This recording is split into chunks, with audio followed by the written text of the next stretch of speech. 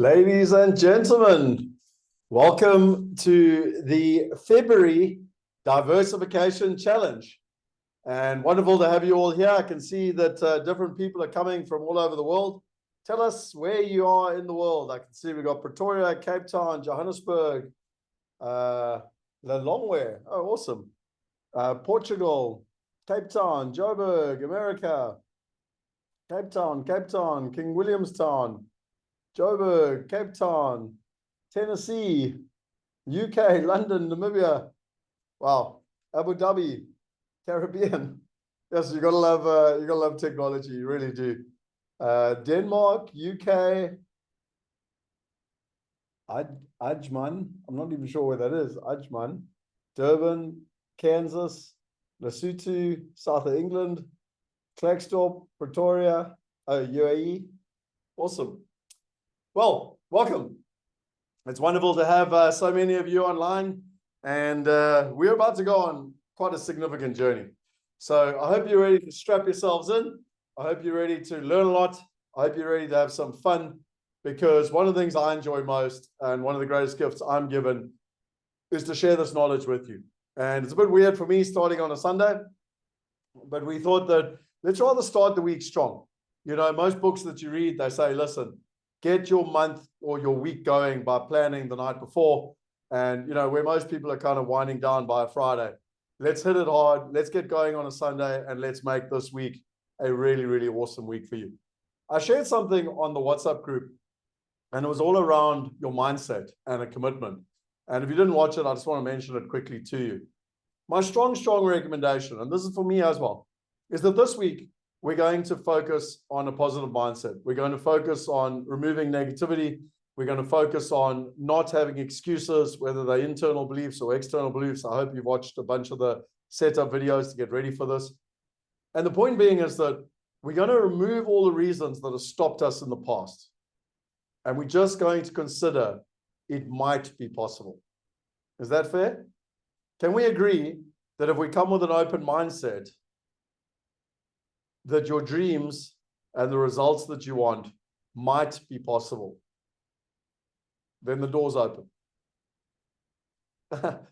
My strong recommendation is that after 5 days, you're going to feel a lot more comfortable that it will be possible. But let's not go there too quickly. So I want to share with you some slides here. And thank you for all the people that are saying, yes, absolutely. Look, it's not going to change my life whether you make that commitment or not. But, you know, at the end of the day, it's, I think, going to change your life. I know certainly when I've done challenges in the past, there's something very amazing about a challenge. And the reason being is that there's a group of us, hundreds of us from all over the world that are coming together. And we're going on a journey for 5 days. And in that 5 days, we get to make commitments to ourselves, but we also have collective accountability. And that's the power of a challenge. That's the power of community. That's the power of getting results. So now, welcome to Diversification 5.0 Challenge. What is today all about? Day one. It's about understanding diversification. It's about unlocking financial protection and freedom and the power of diversification. So I'm going to be going into this in quite a lot of detail, and I'm going to be literally sharing what you need to know. What I also think is really important is that I'm going to share a lot of personal stories on this. And if you don't mind, one of the things that I think is quite a negative to the financial industry is that people always turn up. They've got jackets, they've got ties, they try to look very sophisticated. Sorry, ladies, but they're generally men as well. Very male-dominated industry. And they like to talk a foreign language to make you, in my opinion, feel stupid so that you don't trust yourself, so that you give them your money. Okay? That's my opinion, quite a strong opinion. So on that basis, I want your permission to take off my jacket, because for the next 5 days, my intention is to make the world of investing, the financial language of investing, more understandable for everyone. I fundamentally believe that if we have fun, then we can learn more. Again, look at children. Children have a lot more fun than adults do, and children learn a hell of a lot more than adults do. And so, yeah, it's Sunday, but I'm, to be honest, going to be doing it for the whole week. So that's me. That's the end of my formalities. And what I wanted to start with was a personal story. Now, we can go in two different directions with this story. A lot of people say to me, but Scott, how did you meet Richard Branson? Well, I had the privilege of spending 2 weeks on Necker Island with Richard Branson. And some people say, oh, but that's, that sounds impossible. And I go, nothing's impossible when you put your mind to it. My father taught me where there's a will, there's a way. And I love Richard Branson. I've idolized him since, probably since I was a teenager. And people say to me, well, why? And I go, well, think about it. The man, the individual, has built 400 companies. Of them, 8 have become billion-dollar companies in different sectors. He's happily married. He's got 2 great kids. He lives on a private island. He's done an incredible amount of work for charity and purpose-driven things all over the world. He's had so much fun between flying hot air balloons and doing crazy stuff. He's got he's gone to space, etc., etc., etc. What else is there? Like, oh, well, I certainly don't know. And so, I set myself a goal to meet this man. And, if you want me, I can go into more detail how it happened. But in simple terms, I set a goal to meet him. And I'm a big believer that first you dream and then you turn your dreams into reality. And so anyway, this was me and him on Necker Island. And again, I just want to be clear, lots of people have pictures with celebrities and they go to an event where there's 4,000 other people and they stand there like cattle and they take pictures. This wasn't like it. There were 25 of us that got personally invited to Necker Island. We spent an entire week with him. I was with him breakfast, lunch, and dinner. It was incredible. And this was actually me and him kite surfing around Necker Island. So I challenged him to a kite surf race around Necker Island. And what was so interesting from this experience was that the 25 of us were invited there, and we only had one homework task to do. And it was that we had to bring one life hack. So what is a hack? Okay, if you think of tech or developers, whenever they hack something, they might stay up late at night, they all work together and they hack something. It's basically a way to solve a problem. And so we had to create a life hack. And each one of us, there were 25 of us, including Richard Branson, who had to turn up, and we had to share with the other 24 people what our life hack was. And the whole logic was that all of these people, amazing, amazing people, are going to have all these little tricks, and all of our lives can get better. And it was one of the greatest experiences of my life. And again, it wasn't just Richard Branson. There were other people in the room that had sold their business for $800 million. It was incredible. The people in there were just phenomenal. And so anyway, I learned a huge amount. And when I came back and I told my business partner, Shane, all about it, he said, well, that's what we do. If you think about it, we're wealth hackers. We're all trying to hack our way there. We're looking for easier, safer, and simpler ways to create what we want in our lives from a wealth hacker perspective. And I was like, dude, I love that. And I thought about it and I thought, I've literally, for the last nearly 30 years, tried to put myself in the room where I'm the dumbest, poorest person. Let me say that again. I've tried to put myself in the room where I'm the dumbest, poorest person, because my logic was, I can only grow. I can only learn. I can only go up.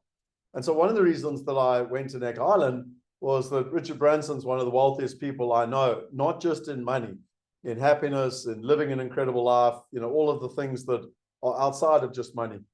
And I was like, well, I'm a hacker. I'm a wealth hacker. I want to, be around people like him so that I can learn. And we're going to talk a lot about this over the next 5 days, some of the principles of success.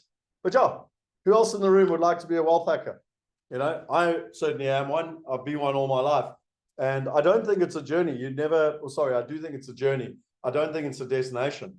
I don't think you ever get there. In fact, I don't, Richard Branson was in that room with his little notebook, writing down, all the different hacks.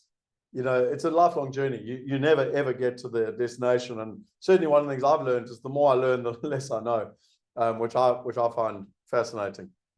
So I have a question for you. So I want to get you in the room now. And my question for you is, what would it mean for you in 12 months or less to be earning a globally diversified passive income without any hassle or complexity? Just take some time. What would it mean to you? You can write it down if you want to in the chat box. You can write it on a piece of paper if you don't want to share it with others. But just think about it for a while. We're all rushing around in our lives. We never take the time to just internalize. And for the record, over the next 5 days, I'm going to be doing a lot of this because I don't want to just be rote learning, talking in one direction. I want to be engaging with you, and I want to be engaging your brain.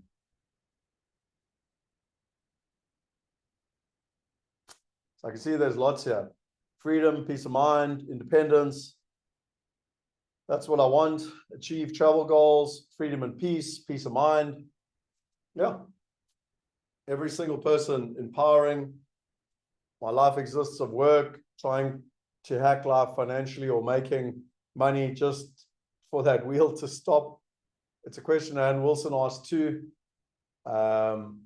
Free from debt, freedom of choice, security, freedom. Just by the way, Ann Wilson is incredible. And one of the things I love most about working with her is that we both have a very similar passion and purpose, which is to change people's mindsets and to empower them as to what's possible. Maybe that I'll work for an employer for less than 2,160 days to retirement. Love Ann Wilson. Having choices. Yep, Ann is awesome. So I got a second question for you. How would you like a system which will statistically help you get there 70% faster, safer, and simpler? So think about that.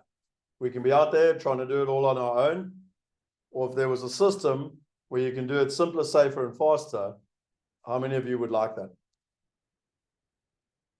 My commitment to you over the next 5 days is that my business partner is amazing at putting systems together.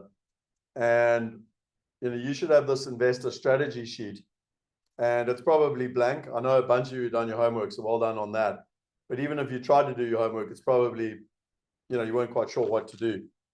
By the end of it, I want it filled in, and you know what's going on. And my commitment to you, my intention, with my partner Shane and Alex, will be that after 5 days, those 2 questions will be answered for you. And I believe that you will have a plan on how you're going to get globally diversified passive income. And I'm going to show you a system on how to do it. And just before anyone comes to me and says, this sounds like a get-rich-quick scheme, it's not. There's no such thing as a get-rich-quick scheme other than going to the casino, which I don't recommend. This is not a get-rich-quick scheme. This is going to show you how you can systematically and predictably do it, but it takes time.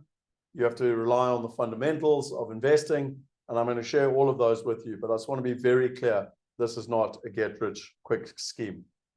Now, a couple of quotes that literally, so when I do my presentations, if you've seen me do presentations, I add stuff every now and again when things come to me. And one of our mastermind members actually sent this to me on Friday, and I loved it. So I literally put it in the presentation. So Dr. Christo Mulder is the gentleman that built Teeson Island in Knysna in South Africa. It's one of the top 5 estates in the country. And it's actually where I live. And he just sent me this quote, which I just loved. He said, "You become old when your regrets replace your dreams. Keep on dreaming." And again, my invitation to you is that for the next 5 days, let's remove all the negativities. Let's remove all the reasons that you've stopped yourself in the past, be they internal beliefs or external beliefs. And let's just dream that it might be possible. Is that fair? Can I say that commitment? Just yes or no? There's another little quote that came in the last couple of weeks to me. No one changes unless they want to. Not if you beg them, not if you shame them, not if you use reason, emotion, or tough love. There's only one thing that makes someone change: their own realization that they need to do it. And there's only one time it will happen: when they decide they're ready. So to all the people that have put yes there, fantastic. I can talk as much as I like on the stage. If you were a horse, I could take you to water. I can hold your head under the water, but I can't guarantee that, you're going to get results until you want to get results. Is that fair? So the world of blaming other people, blaming the government, blaming where you went to school, blaming where you live, blaming if you're a man or a woman or a millennial or whatever reasons people have used in their past, is behind you now. Because if you want to change, you can change. Is that fair? Right. Let's get into some psychology before we get started. You might have seen this a little bit in the videos I gave you in terms of getting us set up, but people get their musts and not their shoulds. So, I learned this from Tony Robbins. We get what we tolerate. And, the challenge is we know all of this stuff, we understand everything, but we don't take action. So I'll give you an example of how I understood this. If I should earn $10,000 a month, but I must earn $3,000 a month to pay my children's schooling and my rent and my mortgage, whatever you want to, whatever your musts are, you virtually guarantee will always find a way to get your $3,000, but your shoulds stay on the table. So one of the things that you've got to learn to do is to change your shoulds into musts, to change your wants into needs, and to stop tolerating not getting, what you should be getting.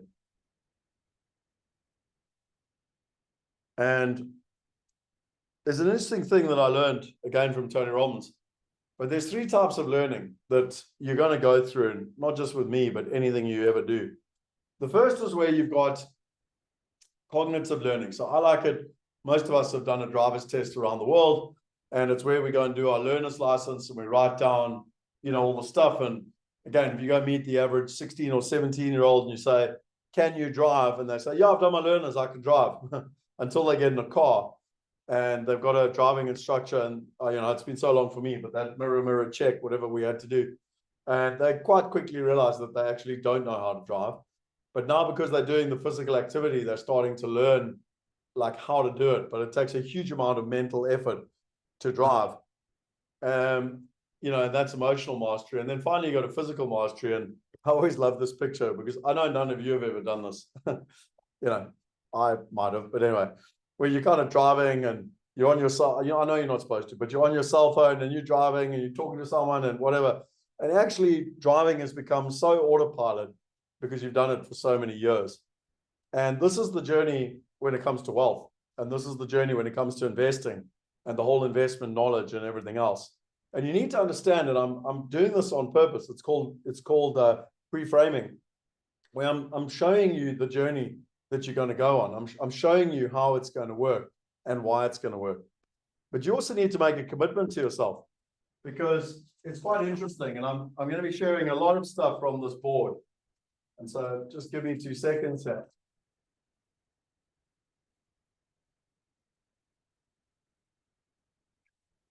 So the first type of person, let me just stop my screen here quickly, stop sharing. So the first type of person is a dabbler. And so what a dabbler does is that they want to learn a new sport. So they learn tennis and they go for some tennis lessons and they start to learn quite quickly. But then, it's like anything, it gets a bit hard. And so they stop. And then they're like, tennis, that wasn't a great sport. Tell you what I'm going to do. I'm going to go and play squash. And they do the same thing and they go and, then they stop because it gets hard. Then they go, it's not squash for me. I'm going to do paddle. And they go do paddle. Now, it's no different in the world of investing. They go on, I don't know, Anne's course on ETFs, and they come here and they try to learn a bit about property and diversification. And then they go to, I don't know, Rich Dad, Poor Dad, and they go learn some other stuff. And then they go to some crypto trading, thing. And then they go to, some day trading and, blah, blah, blah. But basically a dabbler just bounces around. They don't ever do anything. And they've got lots of excuses why it doesn't work, and they blame the world. Then you've got a stressor. And what a stressor does is they want to learn something. So they come here and they stress when they have that problem. And then they break through. And it's really exciting. It's like, whoa, I broke through. And then they have another ceiling of complexity and they stress. And they break through. And it's like, woohoo.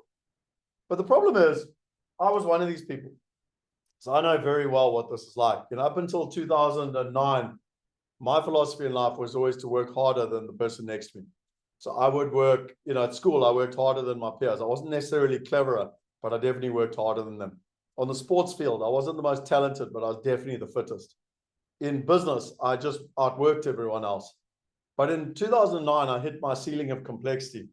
And I realized, I just can't continue. And so I went along to Business Mastery, and that was in Vegas. It cost me $15,000 to be there. And I learned about a new way of doing things. And that was mastery. And what Tony Robbins taught me was the easiest and most successful way to do anything you want is to copy someone who's already done it. So if you hear and you want to get to here, well, the easiest way to get there is to literally copy people. So if you want to get wealthy, copy wealthy people. If you want to be successful, copy successful people. And so in my case in business, there was me over here and there was Richard Branson over there. And I was like, well, okay, like how do I, and who are the people in between? And how do I literally copy them? Now, again, a master will realize that you're going to grow and you're going to fall back. And you're going to grow and you're going to fall back. And you're going to grow and you're going to fall back. But that's mastery because you know it's coming. And so in 2010, Tony Robbins taught me this. And I realized I didn't have to do it all on my own.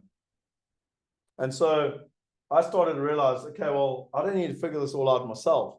I can literally look for people that I respect and trust, and I can literally start to model them. And that's mastery. And then I actually learned an even better way in 2013, 2014, where I was trying to do everything myself. And I realized actually I could partner with these people. And that was the fastest way. And I learned that myself. That I actually wasn't taught that by Tony Robbins or someone else. And this for me is the game we're about to embark on for the next 5 days. Because you can be a dabbler. You probably won't be here by day 2 or day 3, and that's fine. We're not here to help everyone. You'll blame me on, I know you will. It's fine. Don't stress. I won't lose any sleep over it. You can be a stressor and you can try and do it all yourself and try and break through. And the moment you're going to break through something, you're going to hit another ceiling of complexity. And I'll give you a good example. Like you could be highly sophisticated in a country like South Africa.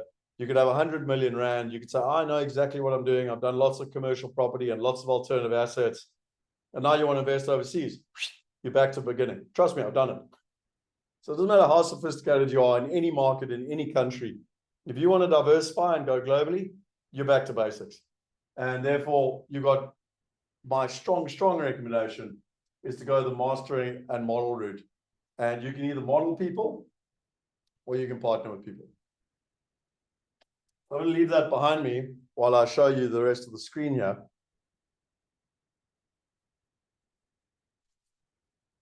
So dabblers, stressors are always, I will find a way. And masters are expect problems. They find the pathway.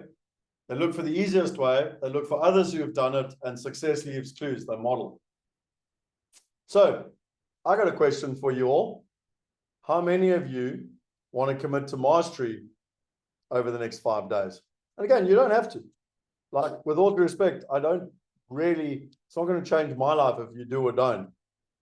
But even if you never speak to me again, in fact, if you switch off in the next 5 minutes, can you see how this strategy can help your life?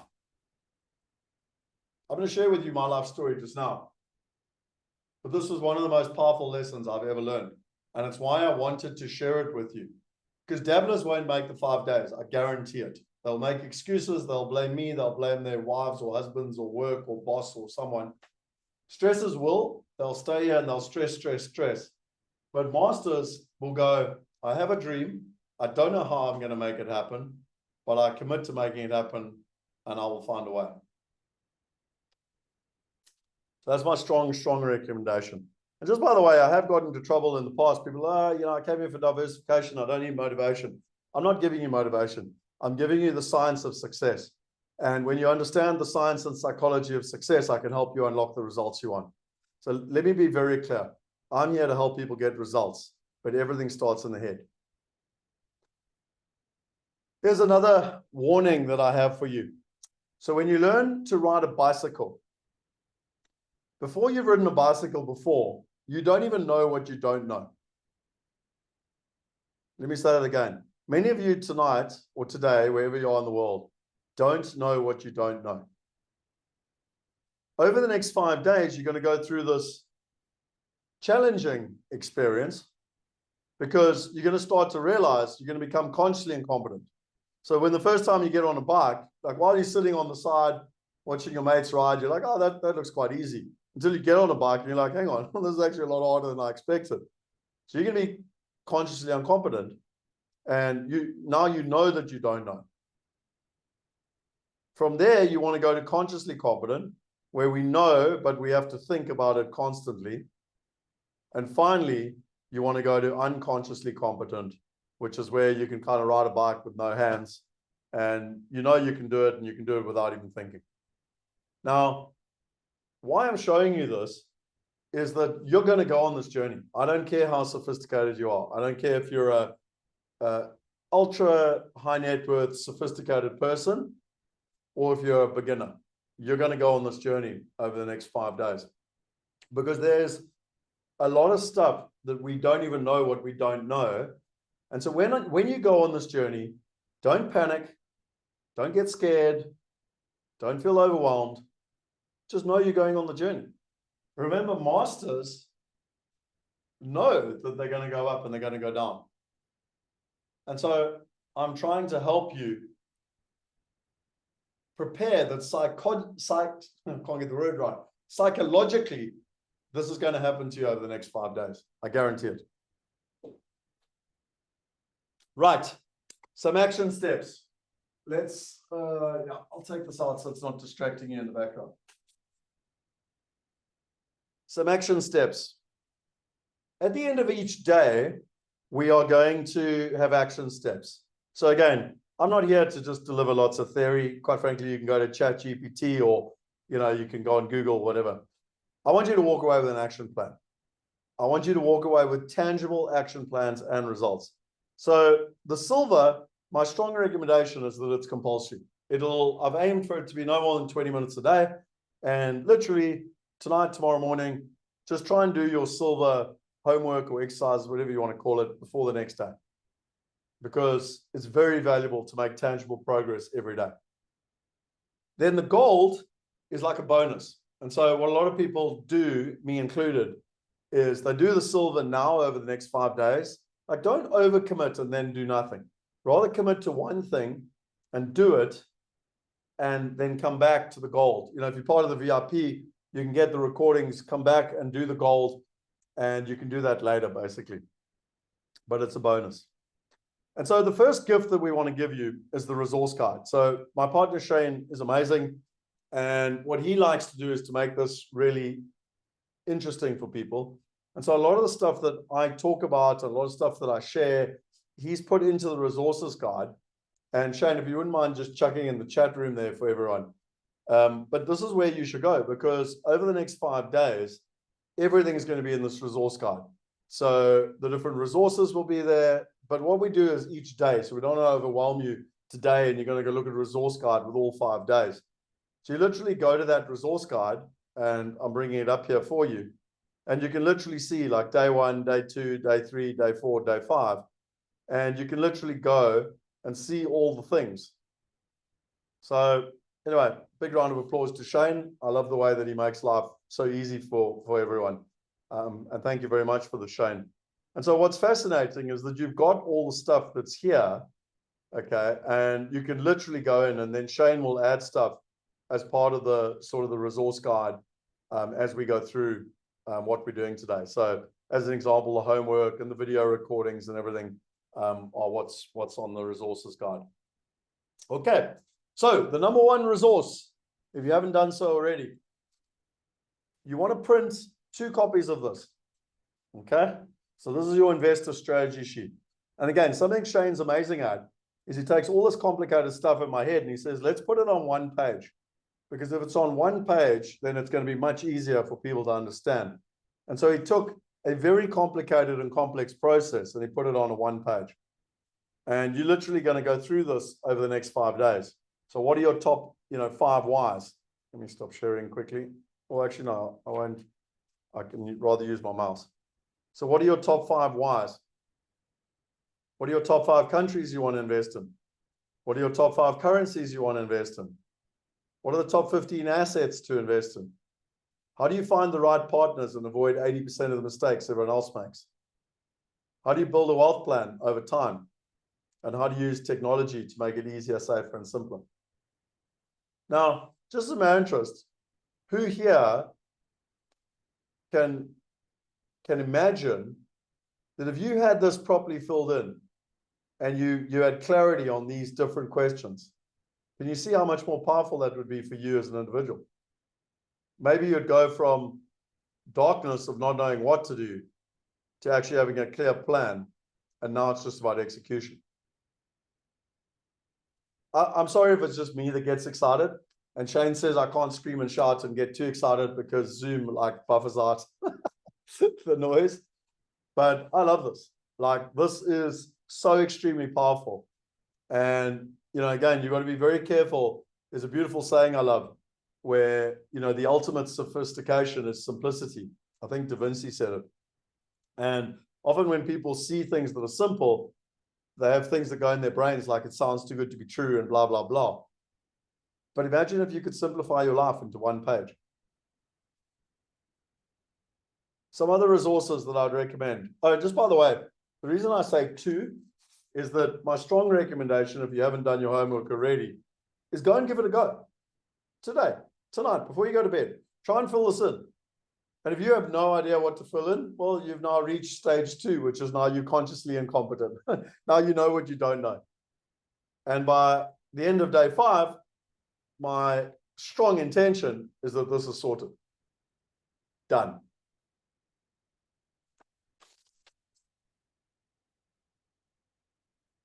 If you want to engage with the community, I would join the Facebook group. We've got a Wealth Hackers Facebook group, and you can engage, you can chat, you can ask questions, you know, you can engage with us. Well done to everyone that did their homework. I went through it all yesterday and today, and made comments and, you know, etc. So yeah, join the Facebook group. It's fantastic.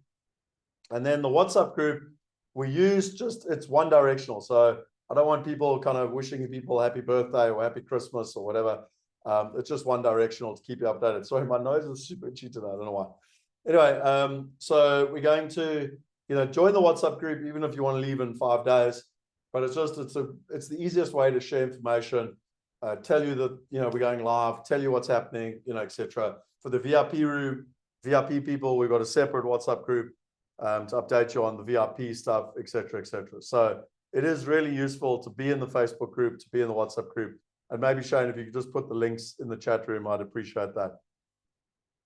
Right, a couple of other things. The first one is, over the next 5 days, whether I forget to say it every day or not, I'm not giving you financial advice. I've been doing this now for 28 years. I've helped thousands and thousands of people from 171 countries invest over $1.3 billion. I'd be an absolute idiot if I didn't spot patterns. So what I'm quite good at is spotting patterns. So what I'm going to share with you, I'm going to share with you my own life lessons. I'm going to share with you my own mistakes. And trust me, I've made more mistakes than I've made successes. I'm going to share with you watching what's worked. I'm also going to share with you watching what hasn't worked. But ultimately, I'm not taking accountability for your life. I'm going to teach you. I want to inspire you. I want to give you belief. I want to give you knowledge, and I want to give you access. But ultimately, it's your responsibility to be accountable for your own life. Fair deal? Okay, and we like to give stuff away. So our first prize for the homework. So if you go to the Facebook group here, and I'll go here quickly, and if I go into the Facebook group, you can see basically that, oh, where's it gone? Why is it not? Let me just open it up properly. Why is it doing that? That's weird. But it seems like you're in the wrong profile. Oh, I'm in the wrong profile. Thanks, Shane. Bloody Facebook.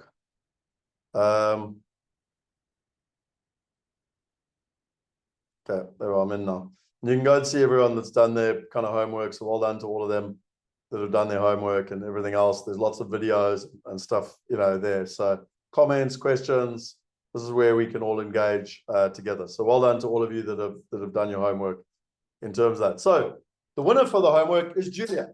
So Julia, I want to welcome you to the VIP upgrade. And yeah, well done. I really, really appreciate you engaging and getting everything sorted. You know, what's interesting is that what you put into this is what you're going to get out. So Julia, congratulations. That's amazing. And yeah, well done for your hard work already. I look forward to seeing your results. And so you're going to be automatically upgraded into the VIP room. And just to remind you that also every day we give away a prize at the end of the day for the person that kind of engages the most and shares their takeaways. And if you want to use the hashtag on social media, diversification, you can. So we have a prize at the beginning of the day every day for the people that have done their homework from the previous night, and we have a prize at the end of the day for the people that have engaged the most. It's ethical bribery. I don't know however else to say it, because we want you to take action. It's that simple, basically. So anyway, well done, Julia. And just to let you know, if you haven't decided yet in terms of the VIP, it's not too late. In simple terms, what it's all about, you know, with the VIP is that you get to. So firstly, these next 5 days are free for all of you. I'm going to try with the team to add as much value. I intend to try and blow your mind in terms of adding value. The VIP room is slightly different. I charge about $1,000 an hour to coach people. So every day after we finish the free version, we jump into a Zoom room, and for plus minus an hour, I answer any questions that anyone has, whether they belief questions, whether they blockages, whether it's on the content from that day. And, you know, so it's 5 hours plus of my time, which is worth over $5,000 in itself. I find that people that join the VIP are the people that get the most results. That's not in our challenge. That's in everything I've ever done before. I've always tried to pay to get to, you know, close to the speakers and be able to ask them questions, etc. So, you know, that's my strong recommendation. If you do want to join the VIP, you'll also get, so we take down the recordings after 5 days, but the VIP have them for life. So, you know, it's something you can go back and revisit, etc. So it only costs $47. You also get a discount off, you know, the first Wealth Going Global. I'll talk about that later. So if you want to look at return on investment, you know, you're getting $100 discount, but you're paying $47. It's a, you know, 200% ROI straight up front. Why do we charge $47? Because when people pay, they pay attention. You're going to hear me say this lots and lots and lots.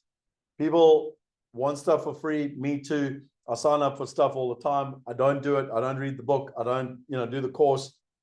When you pay attention. I like to work with people that are committed. I like to work with people that are prepared to take action. And most importantly, I want to help people get results. So yeah, that's just a little bit. Let's go on a journey. If you're prepared to strap yourself in, let's get properly started.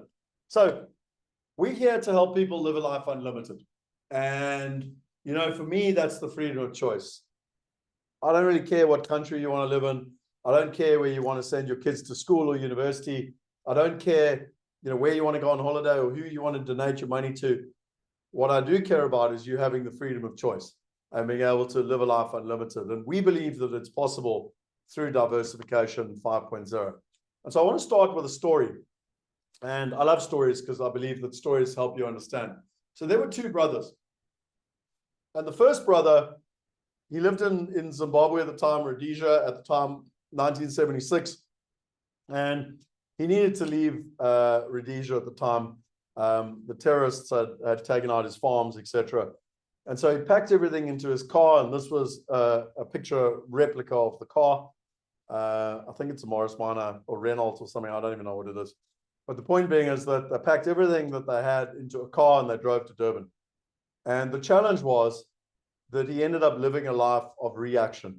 So he reacted to everything, politically, economically, his job, you know, what happened in the global economy.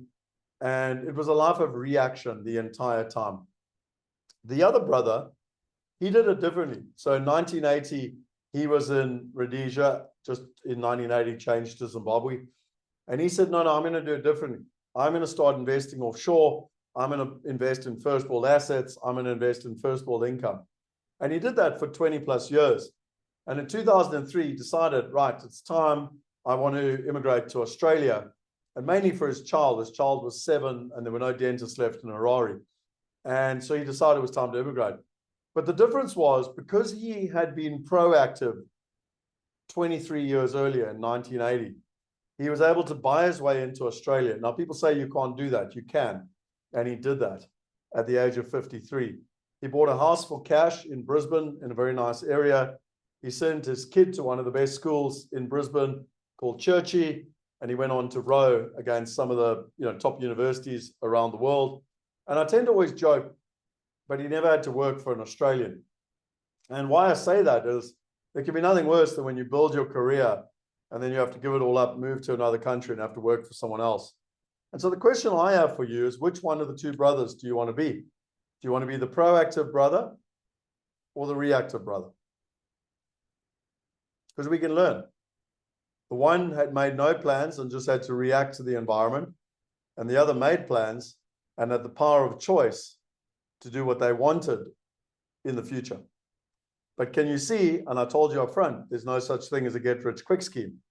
That was 23 years worth of planning and investing that allowed the brother the freedom to make those choices. And I can see a lot of people are saying proactive. I agree with you. Far more power in being proactive.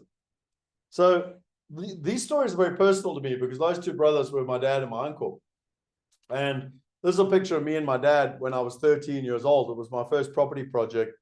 And my dad, unfortunately, was the first brother. And what was fascinating to me was, when my dad died at the age of 59, he died broke.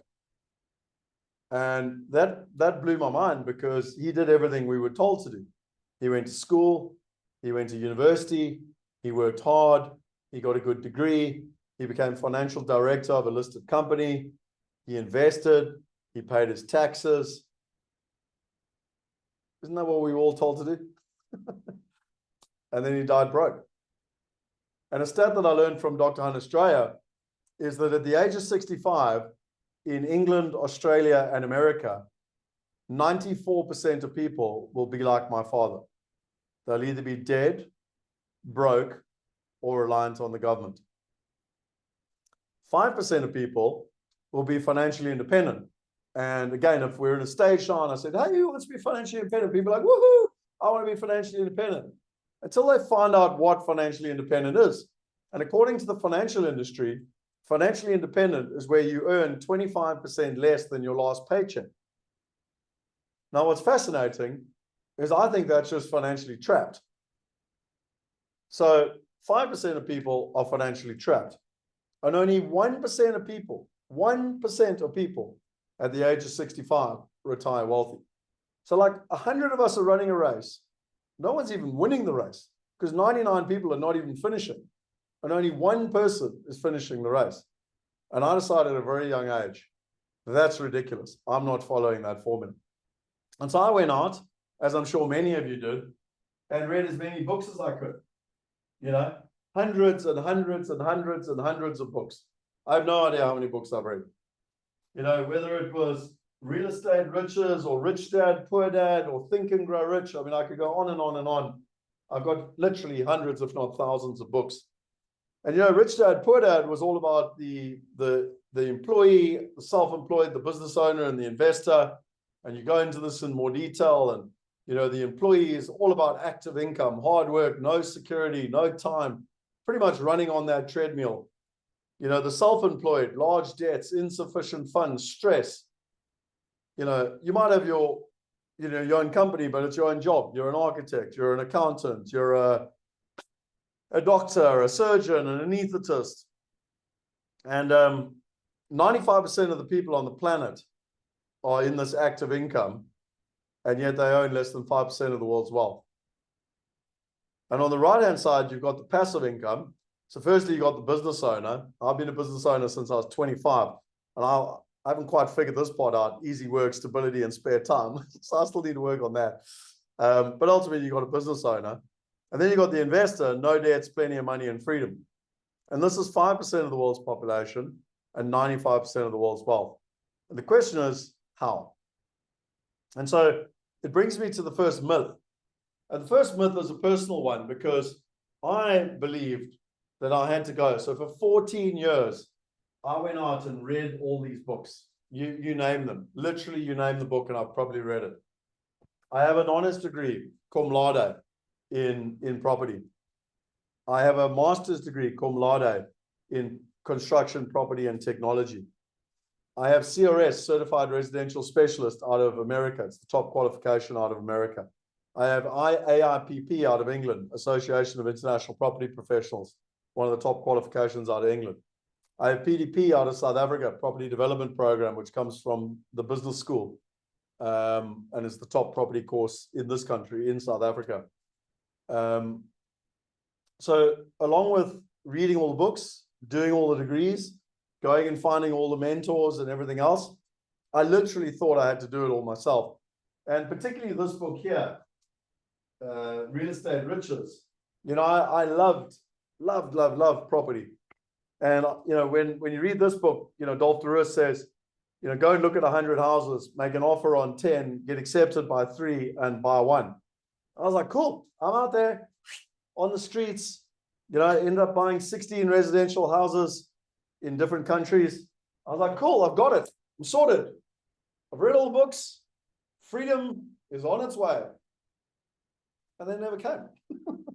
And all I was dealing with was hassle and tenants and, you know, expenses being more than the income and broken toilets and DSTV and Sky and all that not working.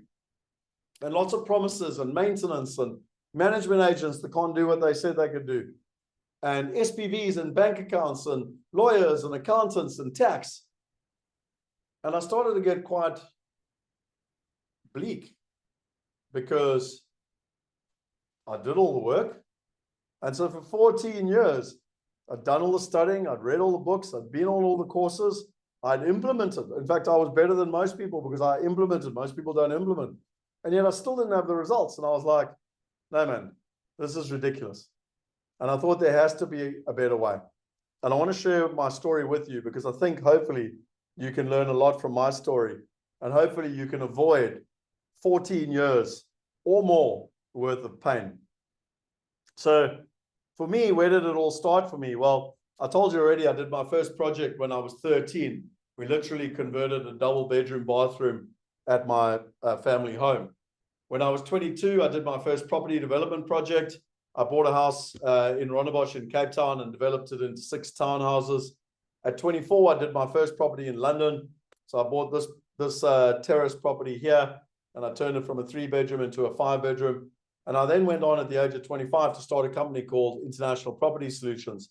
And we help thousands of people invest in properties, residential properties, houses and apartments in South Africa, hundreds in England, London specifically, hundreds in Australia, and hundreds in America. And what I realized over time, I helped about 2,500 people buy houses or apartments. And what I realized over time was that there was a massive problem because 99% of people can't invest like the top 1%. You know, at the end of the day, most investors are stuck in country. You know, if they're from Cape Town, South Africa, they just want to invest in Cape Town, South Africa. If they're from London, they just want to invest in London. If they're from America, they just want to invest in America. You know, the barriers and hassles to get into commercial property, again, Dolph Lewis. It's like, oh, you should be in commercial property. I'm like, no shit, Sherlock. Everyone goes, yeah, that's where all the money's made. Yep, no shit, Sherlock. But how do you do it? You know, I don't have the knowledge. I don't have the money. And then it's like, oh, but I know I need to invest internationally. You know, and in fact, I don't know, you know, you can have all the money and all the knowledge. And it's like, well, I know I have the knowledge in my country, but how do I go do it in another country, in another sector, in another city, in another state? And so these barriers to entry were massive. And I realized that literally 99% of people were not investing like the top 1%. And I'll give you 2 examples of this. So in 2009, when the crash happened, so if you remember the global financial crisis happened in 2008, 2009, I started to realize that, like, I had this big mindset shift, and it happened based on pain. By the way, people move 4 times more away from pain than they do towards pleasure. And these were some very painful moments for me. So there were 48 units in Wimbledon in London from a company called Barrett Homes. And in the crash, they basically got themselves into trouble and they had to sell. So these units were fully furnished. they were built and they were fully tenanted. And I negotiated with them that we could buy, so they were selling the units at £320,000 prior to the crash. We could buy them for £160,000, 160 to 180. Again, fully tenanted, fully furnished in Wimbledon. And I literally went to my investors. There were 2,500 of them, again, remember? And I said, listen, I don't care what happens with the market values in the short term. This represents a real opportunity. It was like a no-brainer. It was a 40% discount. It was an 8% yield in London. It was £440 cash flow positive from day one. And, you know, there was one small problem though. I had to raise £10 million and I had to do it quickly. And I couldn't get the investors to work together. And I mean, just as a matter of interest, those properties were £160,000. How much do you think they're worth now? Just type it in the chat box there quickly. What do you think? Wimbledon, where the tennis is in London, zone 3. What do you think that'd be worth now? So it's what, 14, 15 years later, 500K, 750, a million. Yeah, so Patricia, I'd say you're probably closest. When I last checked, they were around 750. And so your money would have gone up 4 times in 12 to 13, 14 years. It would have quadrupled, okay, the price of the property. Plus you would have earned a positive cash flow income from day one. Kind of a no-brainer in hindsight. But the problem was I couldn't get £10 million. And so I went back to the developer and I said, hey, is there any chance I can buy 1 unit myself as a discount? And they just laughed me. They literally laughed me out the room, which was a very humiliating experience. The second time it happened was in 2009. I was in Bondi Beach, Sydney, and I met 2 very wealthy gentlemen. And I was like, what are you investing in? And they said, medical buildings. And I was like, hang on, but I've just done all the degrees and I've done all the courses and I've read all the books. I've never heard of medical. They said, well, think about it. No matter what happens in the world economy, people need doctors. Secondly, doctors never leave their premises. And thirdly, you know, doctors are very good at being doctors, but they're not accountants, so they sign good long-term favorable leases. I was like, yes, that's a no-brainer. Why wasn't I taught that in, you know, literally the first week of my property course? Anyway, I said, how do we participate? And they said, well, we're raising $40 million. There's 8 slots of $5 million each, and you can participate. And I was like, oh. So I went back to my investors. I said, hey, guys, this is a great opportunity here. $5 million, that's all we need.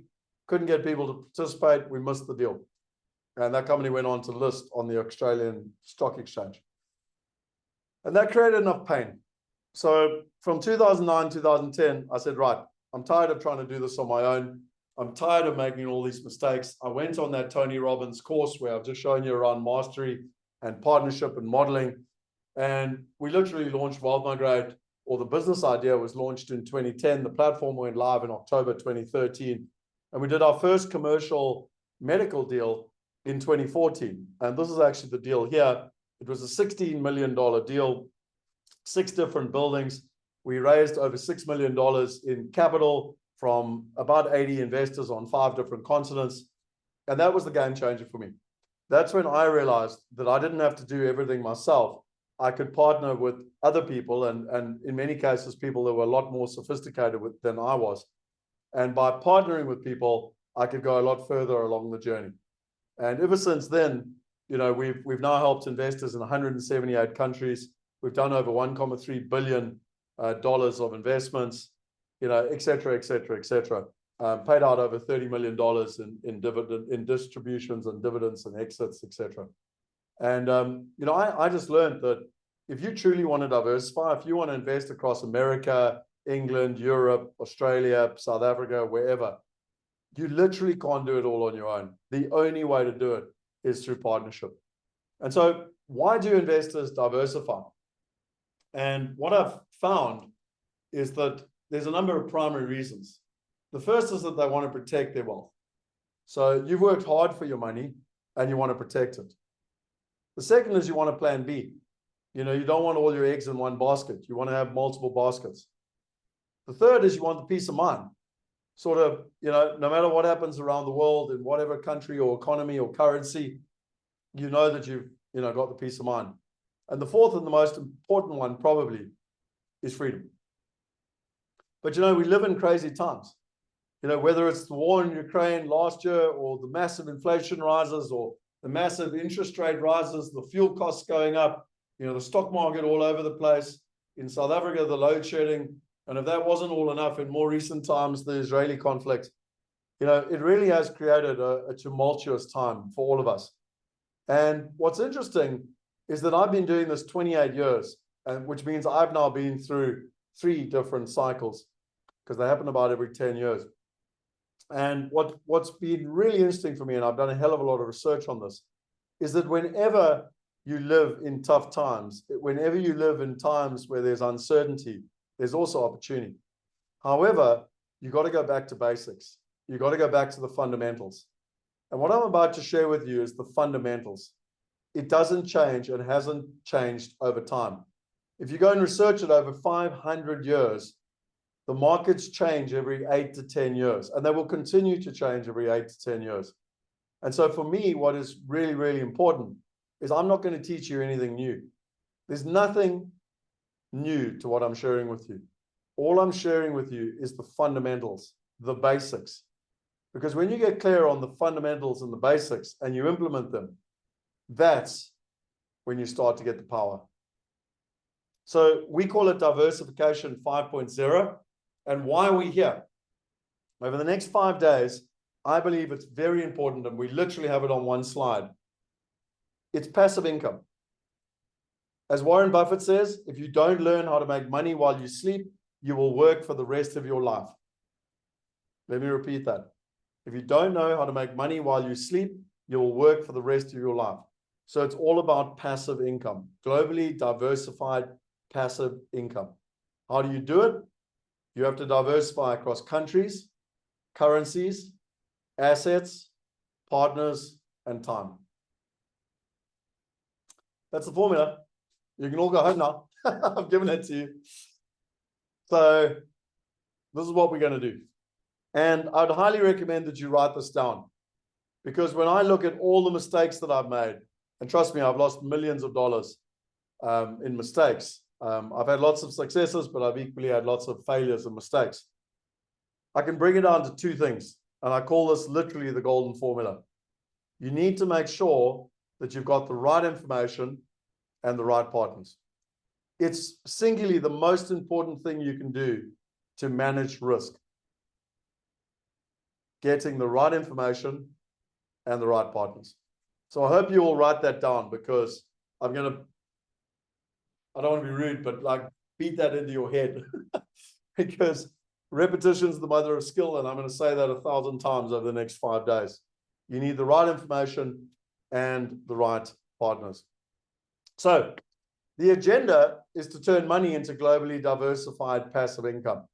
Day 1 is all going to be about understanding diversification, the why. Day 2 is going to be all about the types of investments. So the asset classes and the risk, the what.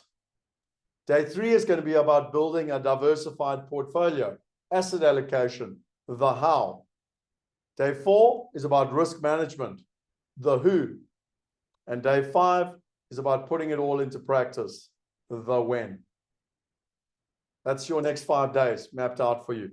So on day 1, we're basically looking at going into why diversification matters, understanding what diversification means to investment, recognizing the benefits of diversification, the investment landscape today, and real life success stories.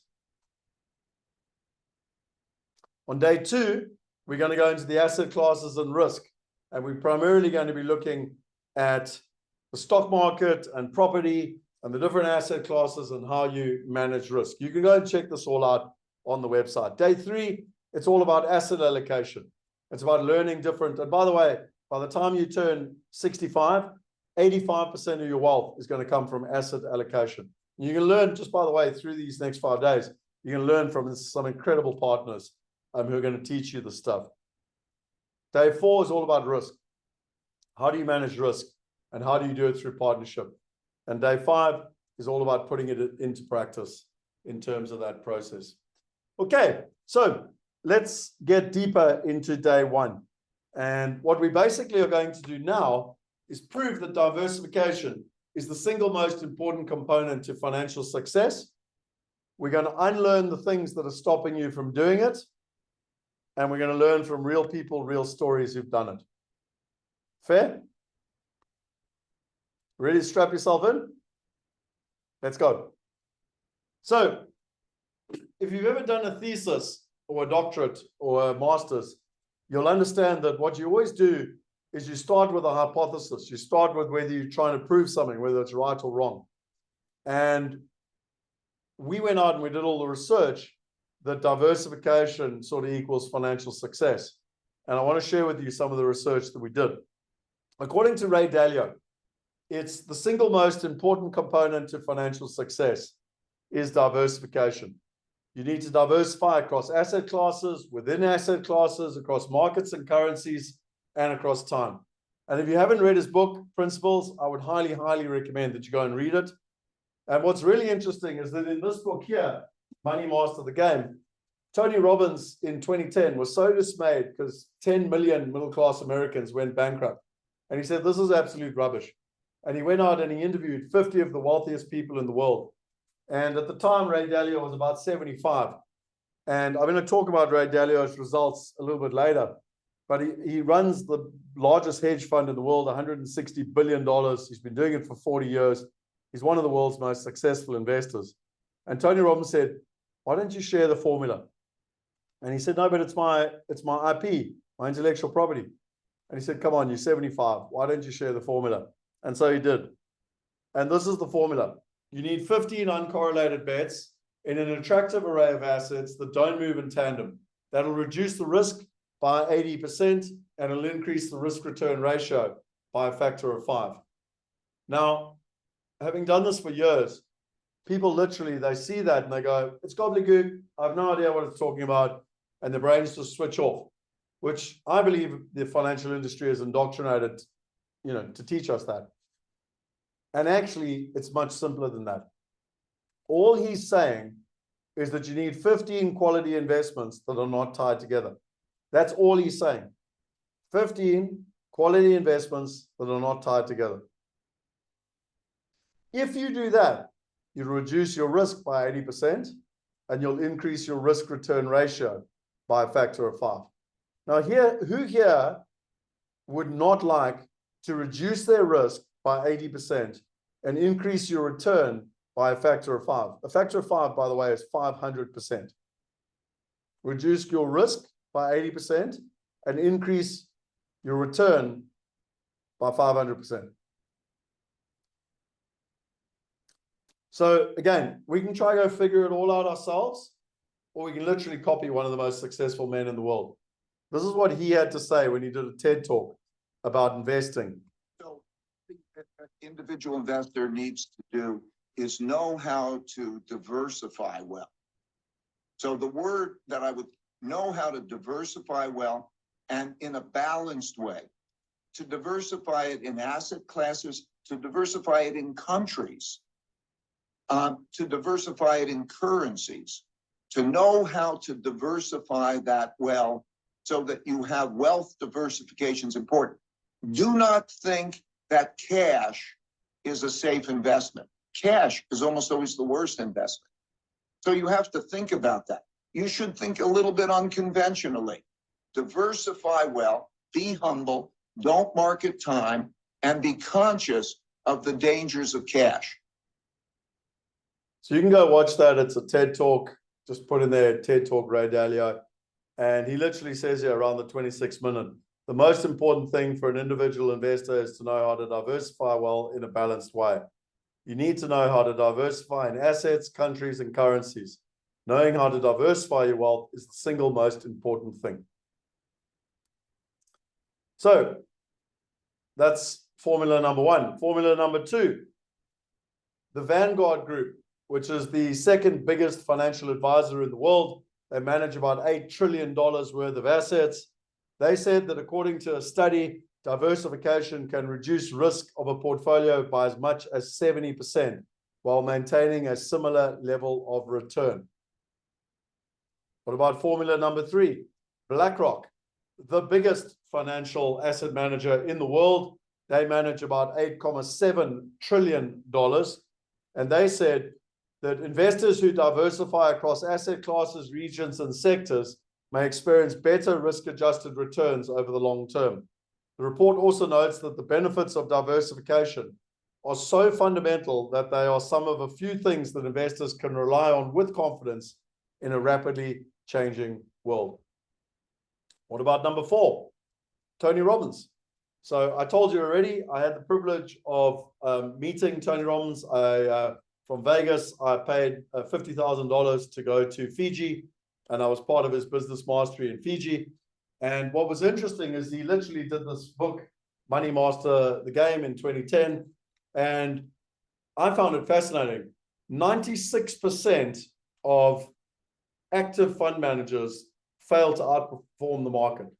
So 96% of financial advisors and fund managers and all of them battle to outperform the market, which is why Ann Wilson says just go with ETFs, because you pay them all these fees and 96% of them don't even beat the average.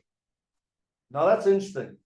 Who here would go to a casino and pay someone to go to a casino, and 96% of the time they would lose you money and charge you fees for the privilege of doing it, and 4% of the time they would outperform the market? When you think of it like that, it doesn't really make any sense, does it? So what does Tony Robbins say? And by the way, this is a younger me with Tony Robbins when I was on his private island in Fiji. So diversification is essential. Asset allocation matters. Don't over diversify. So this is something that's going to come through over and over again. You know, be careful. You know, Ray Dalio talks about 15 quality assets. Don't go and put, you know, your money into thousands of different things, because then you've got no idea what you're doing. Seek expert advice, stay informed and be proactive, and automate your investments as in use technology. Tap into the power of compounding. What about number 5? So this guy, Jim Rogers, is a fascinating guy. And I equally had the privilege of meeting him in Singapore. I've had lunch with him a couple of times. And the reason being is that he actually retired at the age of 37 as a US dollar billionaire. He was, I forget Warren Buffett's business partner right now. But anyway, he worked for or with Warren Buffett's business partner. And he got on a bike and he rode all over the world on a bike. And he actually met my uncle. So my uncle started the Botswana Stock Exchange in 1987. And he met my uncle through that. And through my uncle is how I got to meet him in Singapore. And I had the privilege of having lunch with him twice. And this was actually me giving him my book, Property Going Global, and, you know, his book, Investment Biker. And, you know, Charlie Munger, that's a thank you, Keen. And these were his philosophies when it came to diversification. Concentrate investment. Diversification is something that brokers come up with to protect themselves. So again, notice the patterns here. Ray Dalio says 15. Like, diversify, but don't you know, be crazy and go into mutual funds that go into thousands of different things. Long-term focus. Rogers emphasizes a long-term investment horizon, identifying opportunities in undervalued or overlooked markets. And skepticism of traditional diversification. Rogers has expressed skepticism over the efficacy of traditional diversification. So what that means is you go to a financial planner and they say, you know, put it into this mutual fund or, you know, this financial product, and, you know, you go into hundreds, if not thousands of things, and you actually have no idea where your money is. What about number 6? Richard Branson. Now, Richard Branson, we've already been through who he is, and he kind of takes it more from a business component. But he says, focus on your core strengths.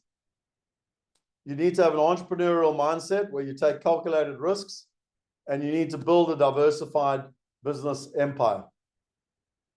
So it's all about, you know, that's been his philosophy. You know, make decisions, take calculated risks, but make sure that you're diversifying. And he does it all through partnership, by the way. Everything he does is through partnership. Number 7, Dr. Dolph DeRuss. So this book here, you might start to learn my pattern, but I read this book, you know, it was the first property book I think I read, and I really, really enjoyed it. So I went on a buyer's trip with Dr. Dolph DeRuss, and this was me here in Phoenix. This was actually in 2012. on the steps of the auction houses in Phoenix. There was a crazy frenzy in America post the crash of 2008, 2009, where you could buy properties on auction at the auction houses. And this was actually us on a buyer's trip with Dr. Dolph Lewis. There he is there. And we're literally on the steps of the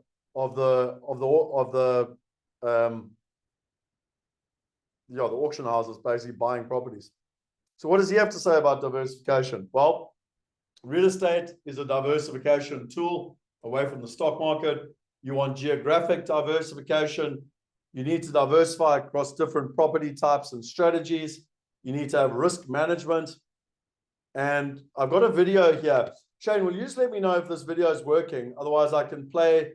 Actually, I should probably play it. Hang on. Let me just stop sharing. I'll use the proper video to share it. It'll just probably work a bit better.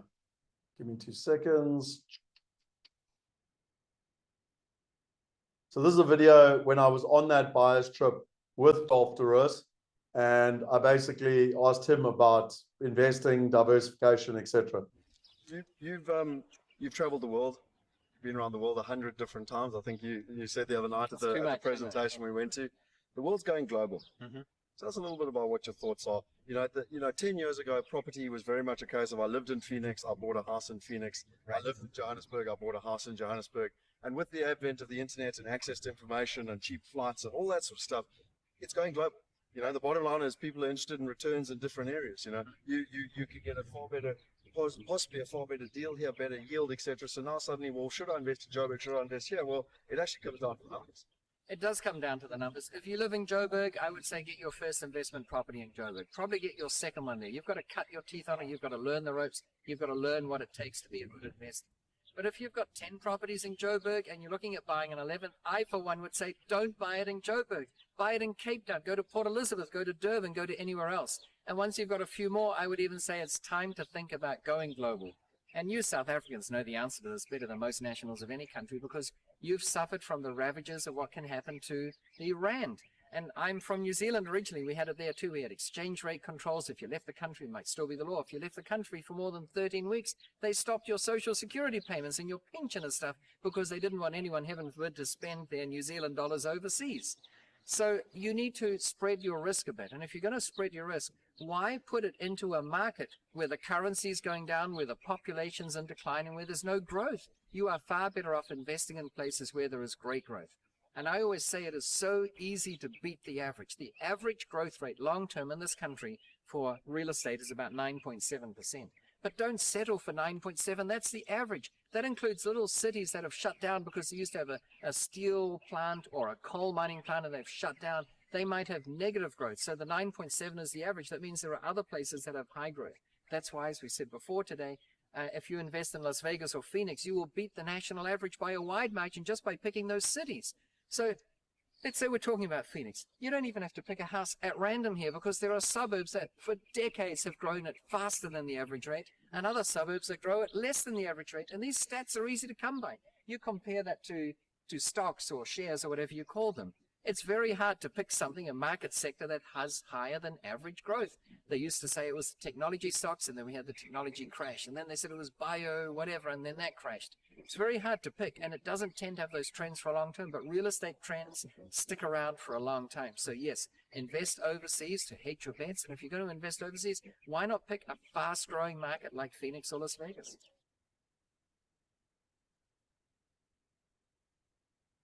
So there you have it from Dr. Dolph Lewis, literally from the horse's mouth. I think you might be learning my strategy as well, which is where, I don't like to just read books. I like to literally get to the person and ask the questions. Okay, what about Robert Kiyosaki? Most of you on here, I virtually guarantee, would have read his book, Rich Dad, Poor Dad, and the whole quadrant thing that we've already been through. He says, focus on education and financial intelligence. Warren Buffett says the greatest investment you can make in the world is in yourself. Cash flow over diversification. So again, this is an interesting one. You need to be very careful when you diversify and you just go into the stock market and you're like super diversified, but you're not earning any income. Makes no sense. Income equals freedom. Passive income equals freedom. So be very careful of that. Invest in what you know. So again, be careful like investing in loads of different things. You don't know what you're investing in. Be aware of the risks. Alternative investments. So again, quite a strong trend, you know, where they're saying, look, not just the stock market, you need to look at alternative investments. I'm going to share more of it in day 3 with you. But if you take the wealthiest 550,000 people on this planet, so the wealthiest 550,000 people, more than 50% of their investments and their wealth are in alternative assets. Are yours? Do you even know? Number 9, Clem Sunter. So I've had the privilege of working with Clem Sunter a lot. He's one of the top 5 strategists in the world. He's literally, you know, I highly recommend you go and read his books. The latest one, Thinking the Future. And I mean, he's you know, lectured at Harvard.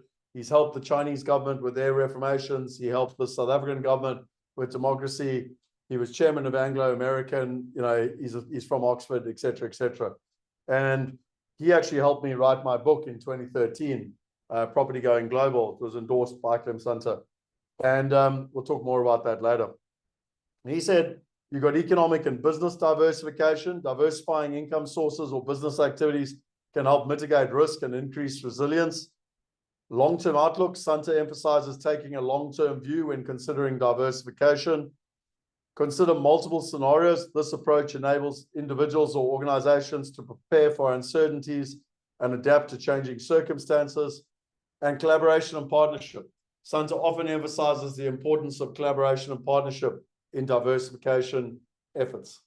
We're starting to notice some patterns. I hope so. This is what I meant by the fundamentals. Number 10, we couldn't talk about investing without Warren Buffett. And as soon as I talk about diversification, I get hit with this quote. Diversification is protection against ignorance.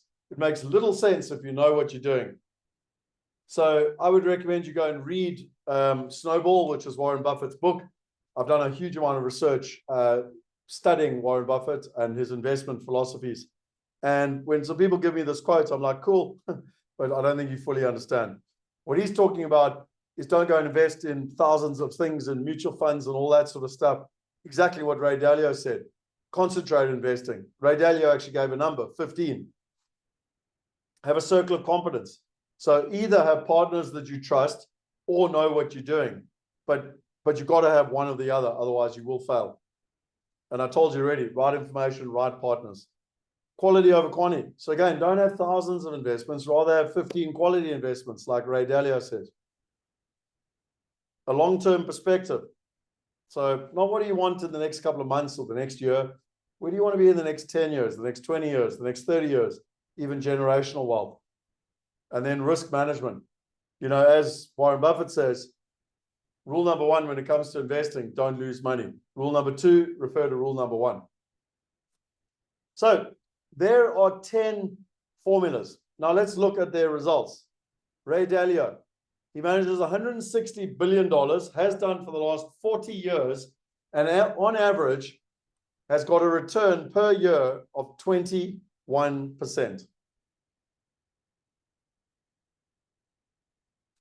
Did you hear me correctly there? 21%. $160 billion over 40 years. Obviously, it goes up and down, but if you flatten the graph, it's 21% per year. Now, he's getting 21%. His team's getting 21% for their clients. You have to have $100 million. Yes, you heard me correctly. $100 million to invest in with Ray Dalio. I don't have $100 million, so I can't. I don't know about you. Or I can copy his formula.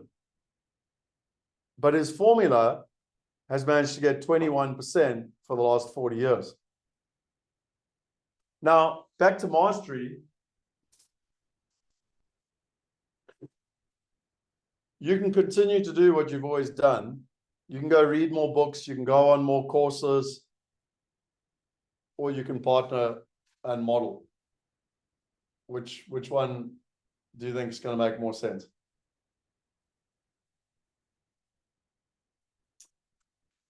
So those are his results. And he's given you his formula. Use it. Don't use it. Vanguard. Vanguard on their S&P has achieved, and you'll notice these are long time frames. I'm not interested in what they've done in the last 2 years. If you've ever walked in an airport, every fund tells you that they won the biggest award last year, but they forget to tell you that they were behind for like the last 5 years. Vanguard's managed to make 9.8% per year for the last 30 years. JP Morgan, this one's really interesting. So this was research done by JP Morgan over 20 years. And where the S&P, which is the top 500 companies in America on the stock market, got an average of 9.5%, the average investor got an average of 3.6%. This is where you try to do it on your own because you know everything. And on average, over 20 years, you get 3.6%. The market on its own, doing nothing, got 9.6%. What about all the major banks? So this is really interesting. There's all this research from all the major banks. And by the way, as part of the mastermind, we go through this every single month. So these are all the major asset classes, and we go through what's happening in all the asset classes. Why is it happening? Are they due to go up? Are they due to go down? But what's really interesting is that with all these major asset classes, you can see the returns that they've earned over the last 10 years. We track them monthly with our partners, Calio, which is our family office.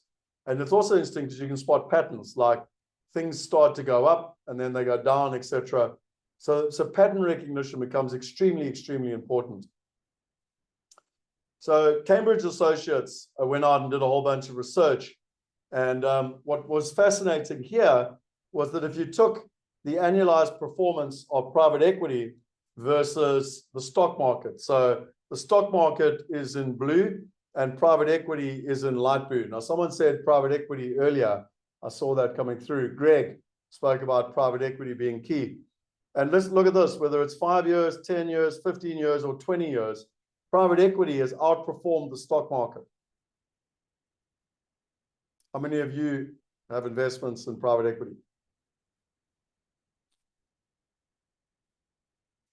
What about this research from Bloomberg, Barclays, and Cambridge Associates? So this graph here is risk on the bottom. So this goes from like low risk to high risk. And this goes from low return to high return, if you can see my mouse here. So logically, you want to be in this top left corner because you want low risk, high return. Most people find themselves with an allocation of about 30% in bonds, 70% in stocks. And what's interesting is you're sitting here in low return, high risk. And Sandy says she doesn't even know what private equity is. Sandy, don't worry. You're in the right place. Remember, we're going through a journey of, and are you becoming consciously incompetent? Now, what's interesting, if you just put 20% of your portfolio into private equity, look at the difference that this makes over 25 years in terms of your results, in terms of dropping your risk and increasing your return. How many financial planners are sharing this with you? Because most of us are stuck in this box.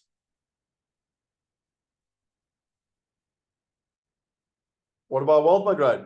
If you take the SEC, the regulator in America, they basically showed you here that you've got, if you take the stock market, it's basically got a return of about 8 to 9% over the last 20 years. And if you compare that to private equity's got about 12%. And what's interesting is when you look at risk, the stock market has been more risky than private equity. That's fascinating. So we're all told to go in the stock market for a low return and higher risk. And what's interesting for us, since 2010, we've got an average of about 14% of Wealth Migrate. Now, don't get me wrong, every deal hasn't worked, and we're going to talk about that over the next couple of days and how to avoid that. But the average has been about 14%. So can we safely say, by looking at this hypothesis, that diversification equals financial success? Would you agree with that? Just give me a, and Greg, we should talk, definitely. Would you agree that that formula stands? And if you don't agree, then I'd probably call it quits on the challenge because the whole challenge is about diversification. It's not my opinion. It's what literally the wealthiest, most successful people in the world are doing, be it individuals or the biggest companies. So the question is, what's stopping it then? Why are you not doing more of it? Why are we literally not copying Ray Dalio? So let's look at 5 of the myths that stop people from doing it. The first one is that global investing is the only way, is only for the wealthy. Many people believe that global investing is only for wealthy and requires a lot of money to get started. However, there are many low-cost options available to investors who want to diversify into, portfolios globally. And again, technology's changed this completely. Kathy Wood, who's one of the most successful female venture capitalists in America, says, don't underestimate the little guy. Equity crowdfunding has become a massive thing. Easy equities, Charles Savage in a country like South Africa. Fractional investing is the future. Retail investors used to be wrong, says veteran Wall Street institutional trader Tiger Williams. Not anymore. Now you've got 50 million of them all tied together and they really matter. So, for people that tell me they don't have the money, you're kidding yourself, because on most platforms you can invest from $10. We literally over this weekend had people investing in deals on the Wealth Migrate platform at $10. So don't tell me it's not possible. It is. Why platforms? Well, the key advantage of digital platforms is the ability to access more deals and invest smaller sums. Unlike REITs, these platforms allow people to invest in particular buildings. So a REIT is a real estate investment trust where you kind of just put your money in, you have no idea what you're doing. Here you're investing in specific opportunities.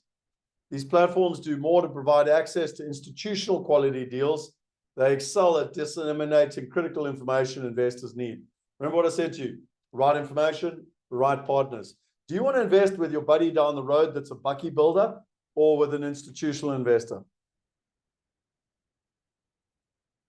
I love this little comment that we got on one of our meetings. But this gentleman literally said, thanks for having the $10 entry. Makes me feel like a property tycoon. Move over Gary Cardone or Trump. He means Grant Cardone. But, you can now invest like Grant Cardone or Trump, but with $10. I believe that myth's off the table. Myth number 2, investing in foreign markets is too risky. Some investors believe that investing in foreign markets is too risky because of the political instability or currency fluctuations. While there's always some level of risk involved in investing, there are many ways to mitigate risk through diversification and careful research. So one of the examples of that, and it's where I wrote my book, Property Going Global, in 2013, I showed people, and by the way, we're going to go through this over the next couple of days. I'm going to teach you our GID system, our global investment due diligence system.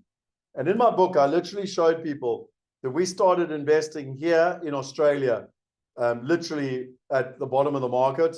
And it was the best performing market for 2 to 3 years in the G20.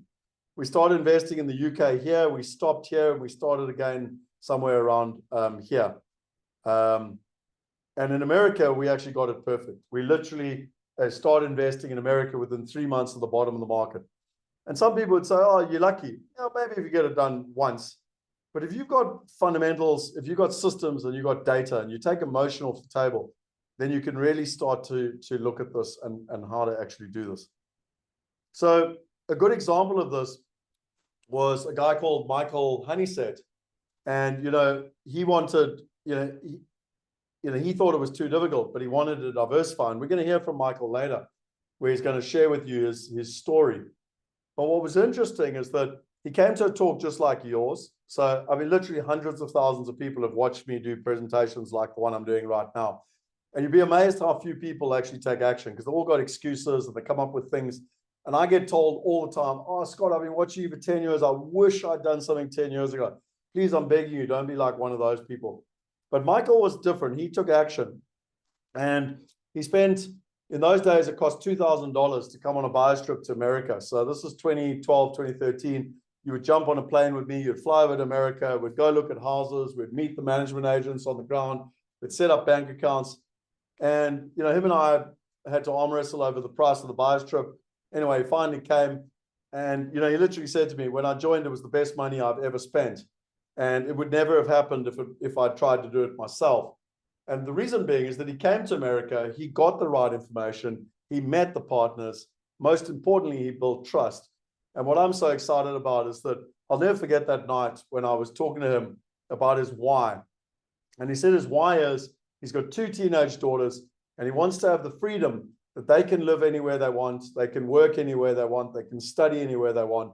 And, it's fascinating. 10 years later, his whole family's moved to England. His daughters are there with him, and he's literally achieved his objective. Pretty cool, huh? I hope that, many of you are those type of success stories as well. It's too difficult to invest in foreign markets. Investing in foreign markets may seem daunting to some investors, especially if they're not familiar with the language or customs of the country. However, there are many resources available to help investors navigate the complexities of global investing. And again, I literally, you can overcomplicate this as much as you want, but I literally believe it comes down to the right information and the right partners. I'll give you another real life story. So Ryan Boerder came to me in 2009. He said, look, I want to invest offshore. So he bought 5 properties in Australia and he bought 2 in England. And we didn't buy a house that he wanted to live in. We bought, a 4-bedroom home in good suburbs in Brisbane and Melbourne. Statistically, that was where the growth was. And what was fascinating is that, those 4-bedroom homes, you've got a mom and a dad and 2 kids is the most popular in the suburbs. It was the fastest growing market in the world in the G20, Australia property. And these were the fastest 2 cities. And these, middle income houses were the fastest growing sectors. Okay, so, and about 6 or 7 years later, he immigrated to Australia. He sold the houses. He now lives on the Gold Coast, and it completely got him set up in Australia. Global investing is not necessary. Some investors may believe that they can achieve financial goals by investing only in their home market. However, by not diversifying their portfolios globally, they may miss out on the opportunity for growth and may be more vulnerable for economic downturns in their home market. Now, this is fascinating because people think, oh, this is only China or South Africa or whatever. No ways. If you'd invested just in the American housing market in 2007, 2008, you would have felt like a complete pauper because, depending on where you were in America, properties lost on average between 40 and 70%. In places like Las Vegas, they lost 70%. Imagine owning a house for $100,000 and now suddenly it's worth $30,000. In England, when Brexit happened, commercial property lost 20% because they thought all the head offices would be leaving England. In New Zealand, when the Christchurch earthquakes happened, Dolph de Roos had 8 commercial buildings. The whole of the center of Christchurch got nailed and got condemned. His buildings got condemned. The insurance company said there was an act of God, so they didn't pay him out. He still owed the mortgages to the banks. He couldn't get any income, and so he went bankrupt. It's not just a South African or American or English or Australian or New Zealand. It's an everywhere thing. And what was fascinating is that James Painter actually wrote chapter 2 of my book, Property Going Global, and he's, also done the currency section of Wealth Going Global. And he actually, shared with our mastermind members that the stock market could lose anywhere between 80, to 85% over the next 5 to 10 years. That's a really scary stat.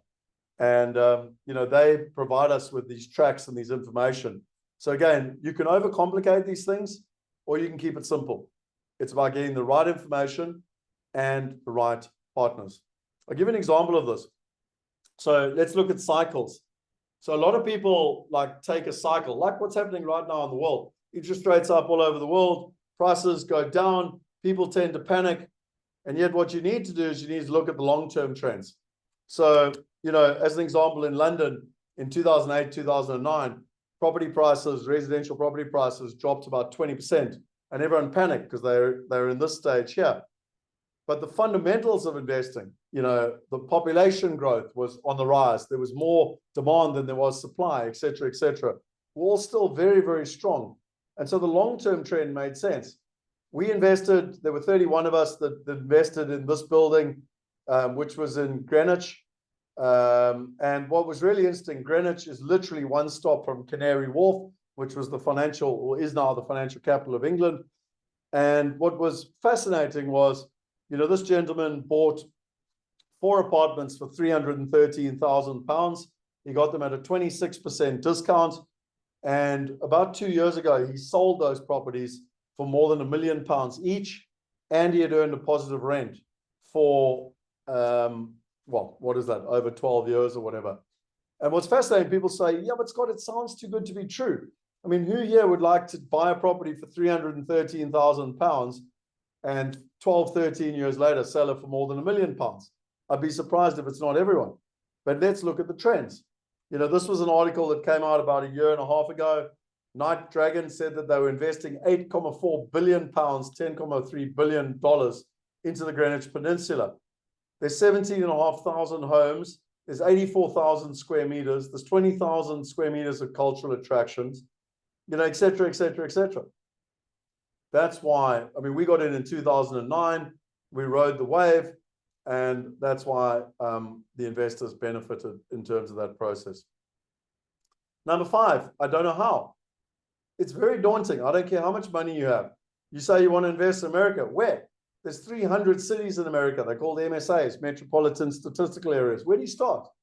Oh, I want to go to London or England.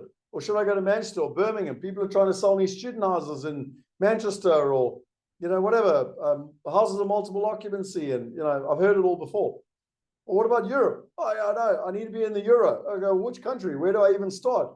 Australia. Everyone says that Australia is where I should be. Well, okay, cool, but where? How? Or maybe I, you know, want to invest in the emerging world, somewhere like South Africa or China or India. You know, where? So, you know, I like to kind of use an example of how I've done this. Remember, I've been doing this 28 years. So I went to America. My first trip to America was when I was 13 years old. So I've been in America lots of times, but I went with the serious intent of buying property in 2010. So again, Warren Buffett always says, when there's blood on the streets, there's opportunity. And so I know it sounds terrible, but it's the truth. And obviously we had the global financial crisis. Millions of people's houses were being, you know, repossessed, remortgaged, repossessed. And I was like, cool, there must be an amazing opportunity. So I went in 2010. I was there for 5 weeks. I literally went home with my tail between my legs, because I couldn't find a single person I could trust. So I couldn't get the right information and I couldn't get the right partners. I went back in 2012 with a different strategy and with 2 different gentlemen, Brendan Brown and a guy called Neil Peterson. We flew from San Diego on the West Coast and we literally we went to 8 different cities over 9 days. Yes, it was hectic. And we went from the West Coast to the East Coast and we met partners in all the different cities. And we were not only vetting the cities and the states, but we were trying to gather as much information as we could, but we were also looking for the right partners in terms of this process. And you can see us, you know, everywhere from San Diego on this side, there were, you know, homes for rent and remortgage signs and everything all over the place, you know, houses in Atlanta, you know, literally places in Orlando, Manhattan, or not Manhattan, but New York, you know, Orlando, you know, looking at properties all over the place, Disney World, you know, back in New York, even having a bit of fun. And what was interesting is we came back literally the next month. We came back and we did events around the country with Real Estate Investor magazine. And we literally said to people, there's such an opportunity in America. It's a no-brainer. We've now found partners. We've got the information. And the interesting thing at the time, the Rand was 8.50 Rand to the dollar at the time. And when I looked recently, I actually don't even know what it is now, but you know, I did this and it was 19.80 Rand. And what was so interesting, people were like, oh yeah, but it sounds too good to be true. And very few people took action like Michael Honeysett did. And yet properties have doubled in value in dollars, doubled in value, and they've earned an income the whole way through. And the Rand has more than halved. So the investors are 4 times better off. 4 times. We did 16 of those buyers trips. And again, you know, when people say it's too complicated, it's not. Go and get the right information and the right partners. And you can do it all on your own. These are the different people in the world. I'm going to keep doing it all on my own, like Scott Picken did for 14 years. I can do it in a group, with like-minded people, which is what you're doing on this challenge, by the way. So well done to you. Or you can have it done for you. You can literally have someone hold your hand. They're the only ways to do it. You can literally do what I did for the last 28 years, and you can fly all over the world and try and get the information and meet the partners. Or you can literally come on a journey and do it together, collaborate, and get the results. And this is where that formula came from. Because at the end of the day, you should all want globally diversified passive income. And how to do that is to diversify across countries, currencies, assets, partners, and time. We've helped over 4,000 people do this. And whether they wanted wealth protection, a plan B, peace of mind, diversification, passive income, freedom, global citizen, empower your children, immigration, generational wealth, it doesn't actually matter. It's all about living a life unlimited. And as I showed you, we've really done this at scale now. We've helped people in 178 countries invest over $1.3 billion. But it all comes back to this formula: the right information and the right partners. Now, I wanted to finish and share a video with you. And this video is Michael Honeysett. I did an interview with Michael. And I'm a big believer in real people, real stories. Because anyone can stand on stage and talk like me. But what about learning from people that have actually done it? What about people like Michael that were in your shoes? So 10 years ago, 11, 12 years ago, whatever it was, he literally was sitting there going, it sounds too good to be true, but I know I need to do something. So I'm going to take an action step. I'm going to go on a buyer's trip. And now he's got and achieved the objectives he wanted to achieve.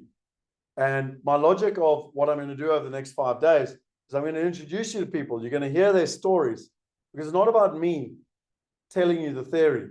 It's about learning the practical applications. So when you're listening to Michael now, keep asking yourself, if he can do it, then why can't I do it? Let me share with you what Michael. Yes, Anouk, did I get the name right there? Ankuri. Michael is from South Africa. But it doesn't matter where you're from. We've helped investors in 71 countries. So let's go to Michael. Enjoy this video and try to take as many notes as you can. It's so important to learn from other people. So Michael, just tell us your story. It was 10 years ago, or probably quite a lot longer before that you were like, hey, I need to do something. I want to, I've got a business locally, and I want to kind of invest internationally, etc. Just talk us through your journey of like how you got to that mental decision that you wanted to do something. Well, I did actually, I tried to do it by myself, but I mean, you actually said most of what I was going to say in your presentation, but I can only enforce what you said. I tried by doing myself. I actually went and saw a financial advisor in this country, and I just wanted more. So I actually found you through, you already mentioned Neil Peterson's magazine. You had an advert there, and I made contact. And then that's where it all started. But I did watch you for about a year, because at the time, as you always know, as I didn't trust people at the time, so I was very scared. So I did talk to Kristen. I did make contact with her, and that's where we started with the connection between me and Wealth Migrate. Tell me, Michael, why did you want to invest overseas? What were your reasons? And again, this is not based on any one country, because most people, no matter where they are trying to figure out how to do something out of it in another country, but it's actually very scary and very overwhelming. 100%. Well, I actually, the problem is I watch your webinars all the time. I'm always one of your participants watching you. And one of the things you do as a presentation is the value of the rand is just devalued radically since 1975. And I just wanted to diversify into something better than the rand. And at the time that I made contact with you, the United States was the opportunity. And tell me, why did you choose to get on a plane and fly over? I mean, again, it wasn't just your time that it took. You had to invest money to even just come on the buyer's trip, etc. Why did you do it? What were you trying to achieve? Well, again, as I said, I wanted to diversify from rands into a foreign currency, being anything dollar, pound, euro, whatever's available at the time.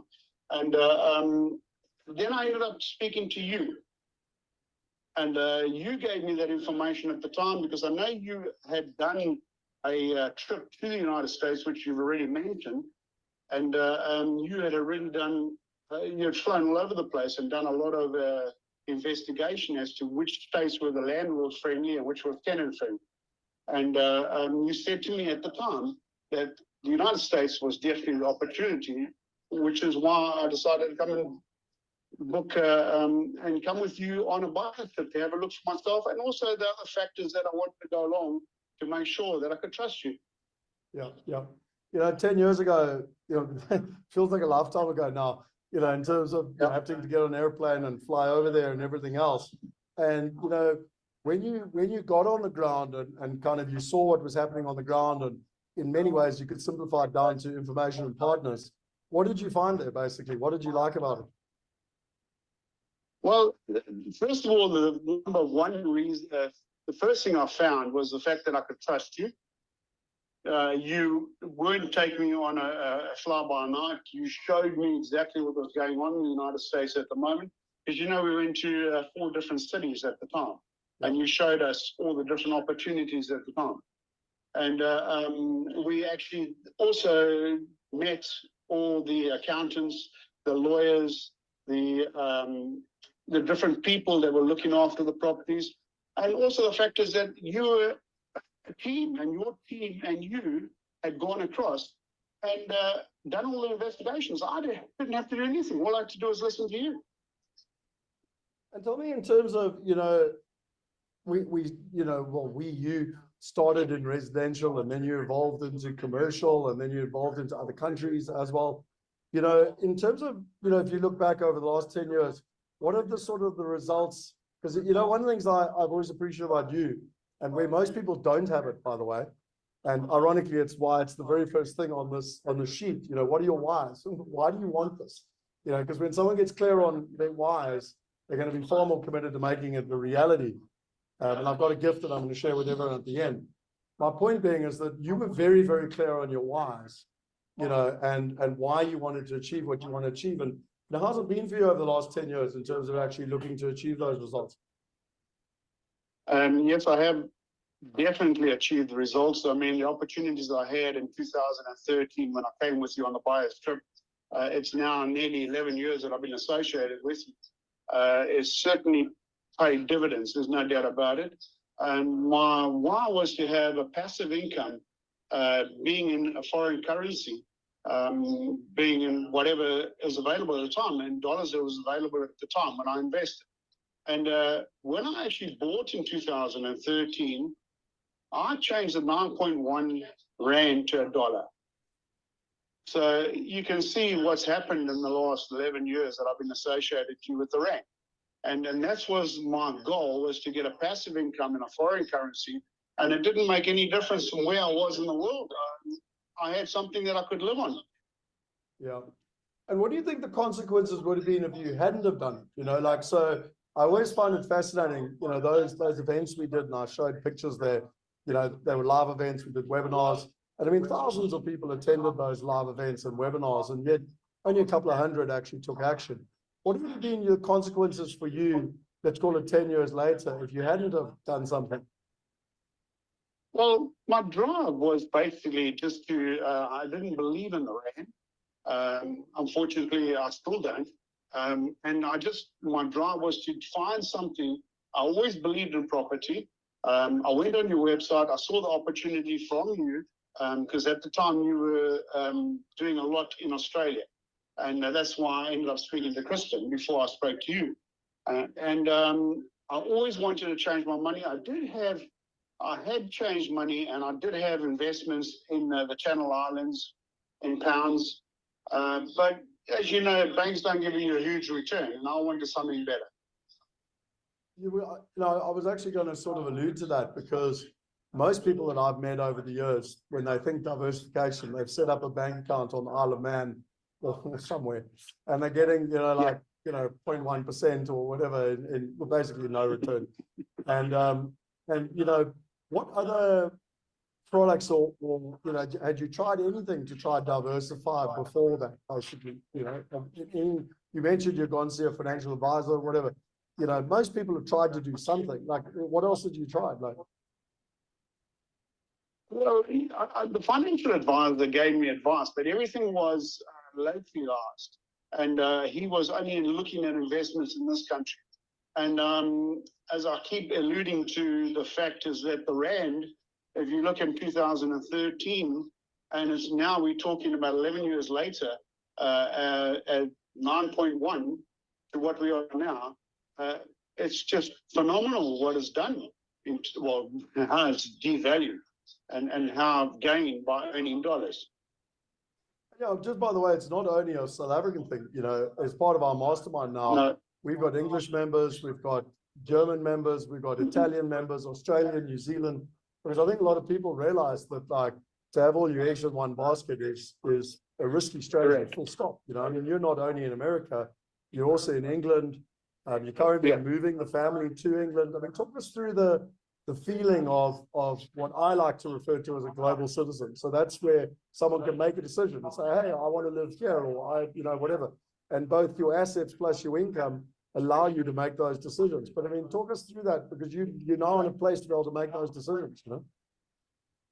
Well, the properties that I purchased in 2013 in America is definitely appreciated in value. And they gave me a passive income. And I've always said capital gain to me was always a bonus. It wasn't part and parcel of my goal of actually investing. Because I was looking for the passive income, not the capital gain. I have invested with you in the United Kingdom. I'm earning, but it's obviously in dollars. So that has given me an income as well. So it's wonderful to be able to go to the United Kingdom, go and get a passive income into your bank account monthly, and being able to do what you want. Yeah, and in your case, I always remember you were so clear about your daughters, and obviously they've grown up over the last 10 years, but you now got the ability to provide them the opportunities that you wanted. And that's what I always talk about when it comes to freedom of choice, because that, in my opinion, that's a lot more tangible than money. Like, it gives me goosebumps talking about it, because they're in their early 20s now, mid 20s, whatever. But because you made decisions 10, 11 years ago, you've got the ability to give them the ability to make decisions, etc. And just talk to us about that feeling as a parent. That feeling as a parent is probably the best possible place to be, because that's what you want to do, is to give your children the best opportunity and be able to go anywhere in the world and do anything you like. And please don't I'm not putting South Africa down. It's a fantastic place. I enjoy it, and I was born here, so I had no reason to go. But I just see there's more opportunity in United Kingdom at the moment, and jobs are abundant in the United Kingdom. South Africa, unfortunately, doesn't have that ability. No, completely.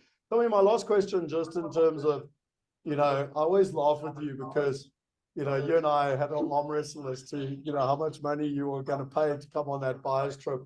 And I do remember it was quite a funny thing, but in those days it was like 20,000 Rand, which is like $2,000. And I remember Michael going like, well, I can't afford pay the 20,000 Rand. And I was like, this is, dude, we're going to buy houses. Like, I think we might have a serious mismatch here. But as we got to know each other over the years, you just said, look, like, I really don't trust you, and I wanted to limit my downside. What would you kind of, and again, you're not giving financial advice, but just from your personal experience, for those people that are sitting on the fence, saying it sounds too good to be true, whatever, like, you were there basically, and yet you took a leap of faith, albeit you did more due diligence and whatever, and I'm not disputing anyone shouldn't do that. But, you went out and you got the right information, you got the right partners. What would you advise to someone who's sitting here, you know, whatever, and I'm not quite sure what to do next. Well, procrastination is probably the worst possible thing you should have. Okay, because yes, you do sit on the fence and you can sit like that for 10 years or whatever time period you choose. And but you have to take that step, right? And my problem is, as you know, is that we deliberated that amount of money that you wanted me to pay to go across to the United States. And I didn't know if I was going to lose the money. And I don't know if what you're going to show me was what I wanted and it was legitimate. I had no idea. So it was only that when I met you in Joburg and we got on the airplane, we went across and had a look, then obviously I believed you. Well, Michael, to yourself, thanks very much for jumping on. I really, really appreciate it.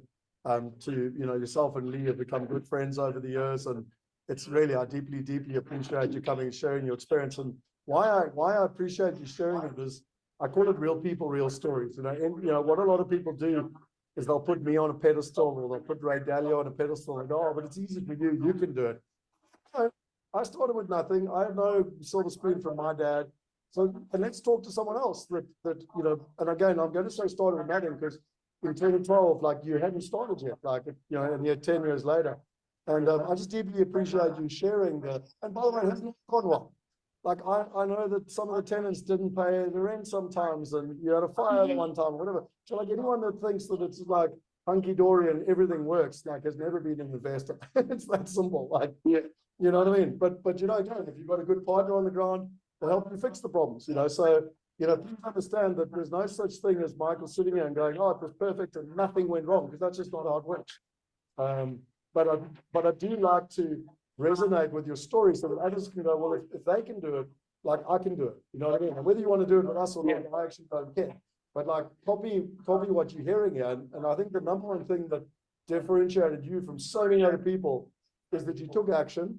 You were running a busy company, but you took time out of that to plan for your future self, you and your family. And, you know, it's allowed you those choices 10 years plus later. So just well done, dude. You know, thank you for your time and congratulations. Scott, all I can do is actually say thank you very much to Wealth Migrate for giving me the opportunity that I had in 2013. And I'm so glad that I followed through and did come through with you to the United States and have a look at the opportunities. You spoke about the medical centers. I've been part of that journey as well. So yeah, I've done very well. But also Wealth Migrate, it's an incredible team that you've got. You know, every time you want information, it's ready to be available. You can phone anybody, they talk to you, they answer your emails. So, you know, you're a business that is actually available for anybody that invests and to get all the information that is required. And yeah, it's been wonderful that we've become friends. And to me, you being at the helm of the Wealth Migrate, it can only go from strength to strength. Well, thank you for the kind words. I deeply appreciate it. And yeah, I think just two questions here from everyone else. Taffy's asking whether you are related to Trevor Honeysett. I am, yes. And I know Taffy's in Durban as well. And Lynn's asking, what type of return on investments have you realized? So obviously it's a broad brush question, but what on average, basically? Around about 11.5%, 12% in US dollars. Yeah. And I think that's also broken down into probably roughly 6 to 8% in income and you know 4 to 5% in capital growth. Just, you know, again, different investments differing. But yeah, just in terms of, it's been a 10-year term, and as you said, there has been problems, but generally it's been reasonable, you know, and it's been a lot better than what I would have got in the bank here in South Africa or in the bank in Channel Islands. Yeah, awesome. Well, thank you, Michael. Wonderful to have you online, and yeah, I hope that everyone else has resonated with your story and taken away their own tidbits. You know, if Michael can do it, then so can you, and it all starts by making a decision. Well, if the people are sitting on the fence and they're procrastinating, believe me, you've got to take a stance and you just got to move ahead and do something about and you'll see the benefit in like I have in 11 years' time. Awesome, Michael. You're a star, mate. Thanks so much. Thank you very much, Scott. Cheers, brother. So, you enjoy that? As I said to you, I love learning from real people, real stories. And if Michael can do it, I believe any of you can do it. And if you're feeling like it sounds too good to be true and I don't know what to do next, he was in the exact same boats and look where he is, 10 years later. Okay, ladies and gentlemen, well, it's time to start wrapping up. And for day one, the action steps that are important here from a silver perspective. And just reminding you that silver is, well, the recommendation is compulsory and the gold is bonus. So for silver, identify and list the risks associated with not diversifying your investments. Write down what has stopped you from, diversifying. You might have already been through that with your internal and your external beliefs, but, write down what's stopping you. Fill in the globally diversified investor strategy sheet, so this one, and fill in your 5 whys. One of the most important things in life, if you get clear on your why, you can achieve anything. Because it's your why that will give you the energy to drive through the hardship. So fill that in. And then share one key takeaway. So, go on the Facebook group and share one key takeaway. Imagine if everyone was sharing their key takeaways. I've been doing this my whole life. Like when I go and I've learned a whole bunch of information, and just by the way, if you're interested in this, let me know. And maybe we can chuck it in the resources page. When I went to Necker Island and I was there for a week at a time, I every day made a video on like the top 5 or 6 things that I learned. I always do it. I do it for 2 reasons. One is because when you have to think through all the different information and you have to distill it down into a few things, it's so powerful because you get the real lessons and you start to internalize them. I then teach others. I share it with others. And the point being is that, that it forces me to really internalize and learn stuff. And then by sharing with others, you're actually reinforcing it for yourself. So if you're interested in that Richard Branson stuff, those videos, just, chuck it in there in the chat box and we'll figure out a way to give it to you. But for you, the gift is write them down. If you go to the Facebook and you share what your key takeaways are, and you've got hundreds of other people from around the world sharing their key takeaways, you're going to learn other people's key takeaways. We're like, oh, wow, that's awesome. I didn't even think of that. So yeah, in terms of that. So that's your silver. Your gold is to create a list of your assets or investments that you currently hold, if any, and to identify any concentration risks. So are you like stuck in, everything in the stock market, or is everything in a pension plan, or is it all in property? I don't know.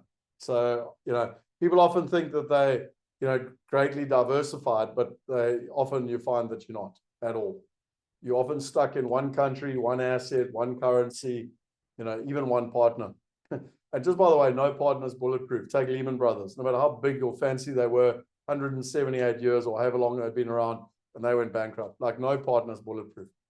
Okay. And just in terms of action steps, what's also interesting is that some people get busy and they, don't have time to come to all 5 of the days. If you want to kind of start to like write down, like what are your top 3 investment goals over the next 12 months? What would stop you from achieving them? What would be your priority to achieve those goals? We've got a questionnaire that we've formed to help people go through a systematic approach. So yeah, that'll be in the resources as well.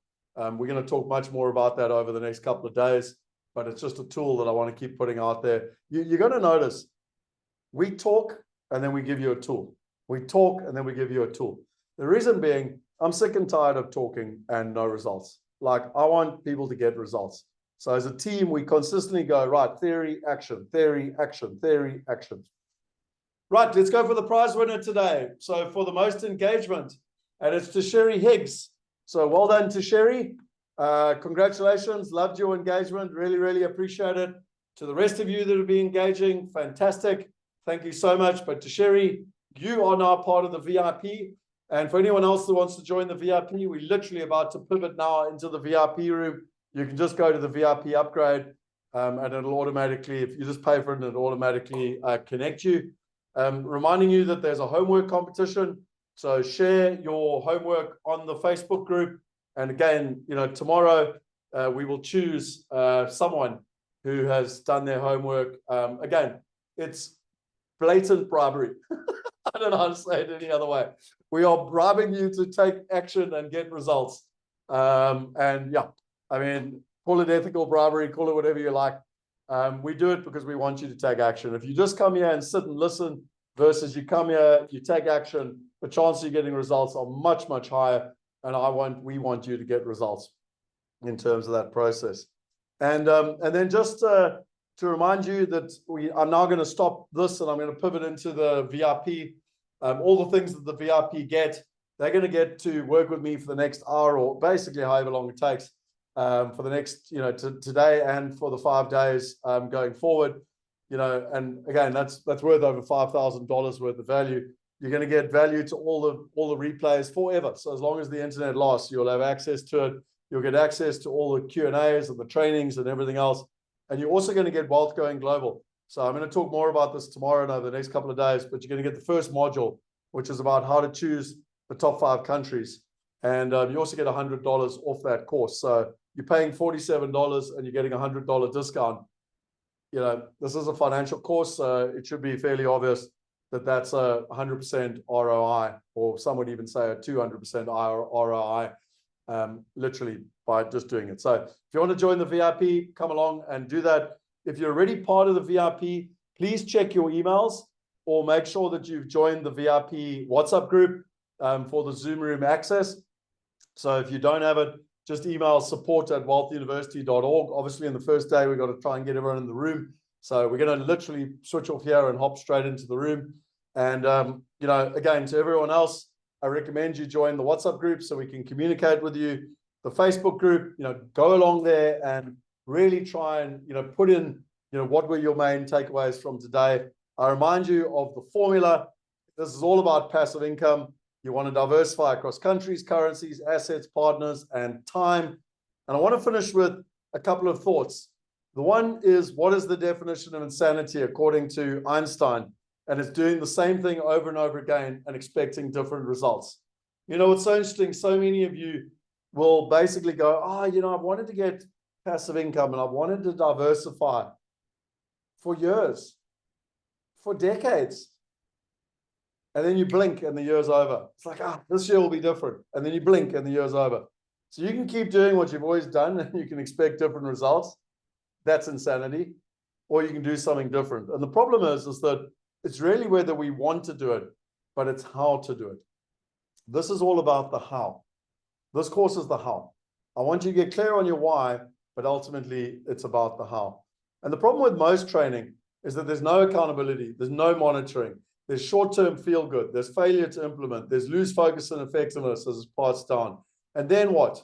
Well, you go look for another course, another book, another seminar. Back to me. That's what I did. Alex actually said something to me. He said, Scott, but you don't tell people enough about that. Because I literally would read a book. I go, hey, that's an awesome book. And I go read another book. And that's an awesome book. A book like this, Think and Grow Rich, literally has, you have to do all the homework in it. And for many years, I read this book 10 different times, but I never did the homework. And so what do? Well, you blame someone. You literally blame the presenter, or blame the book, or blame, the government, or your husband, or your spouse, or your wife, or your, whatever.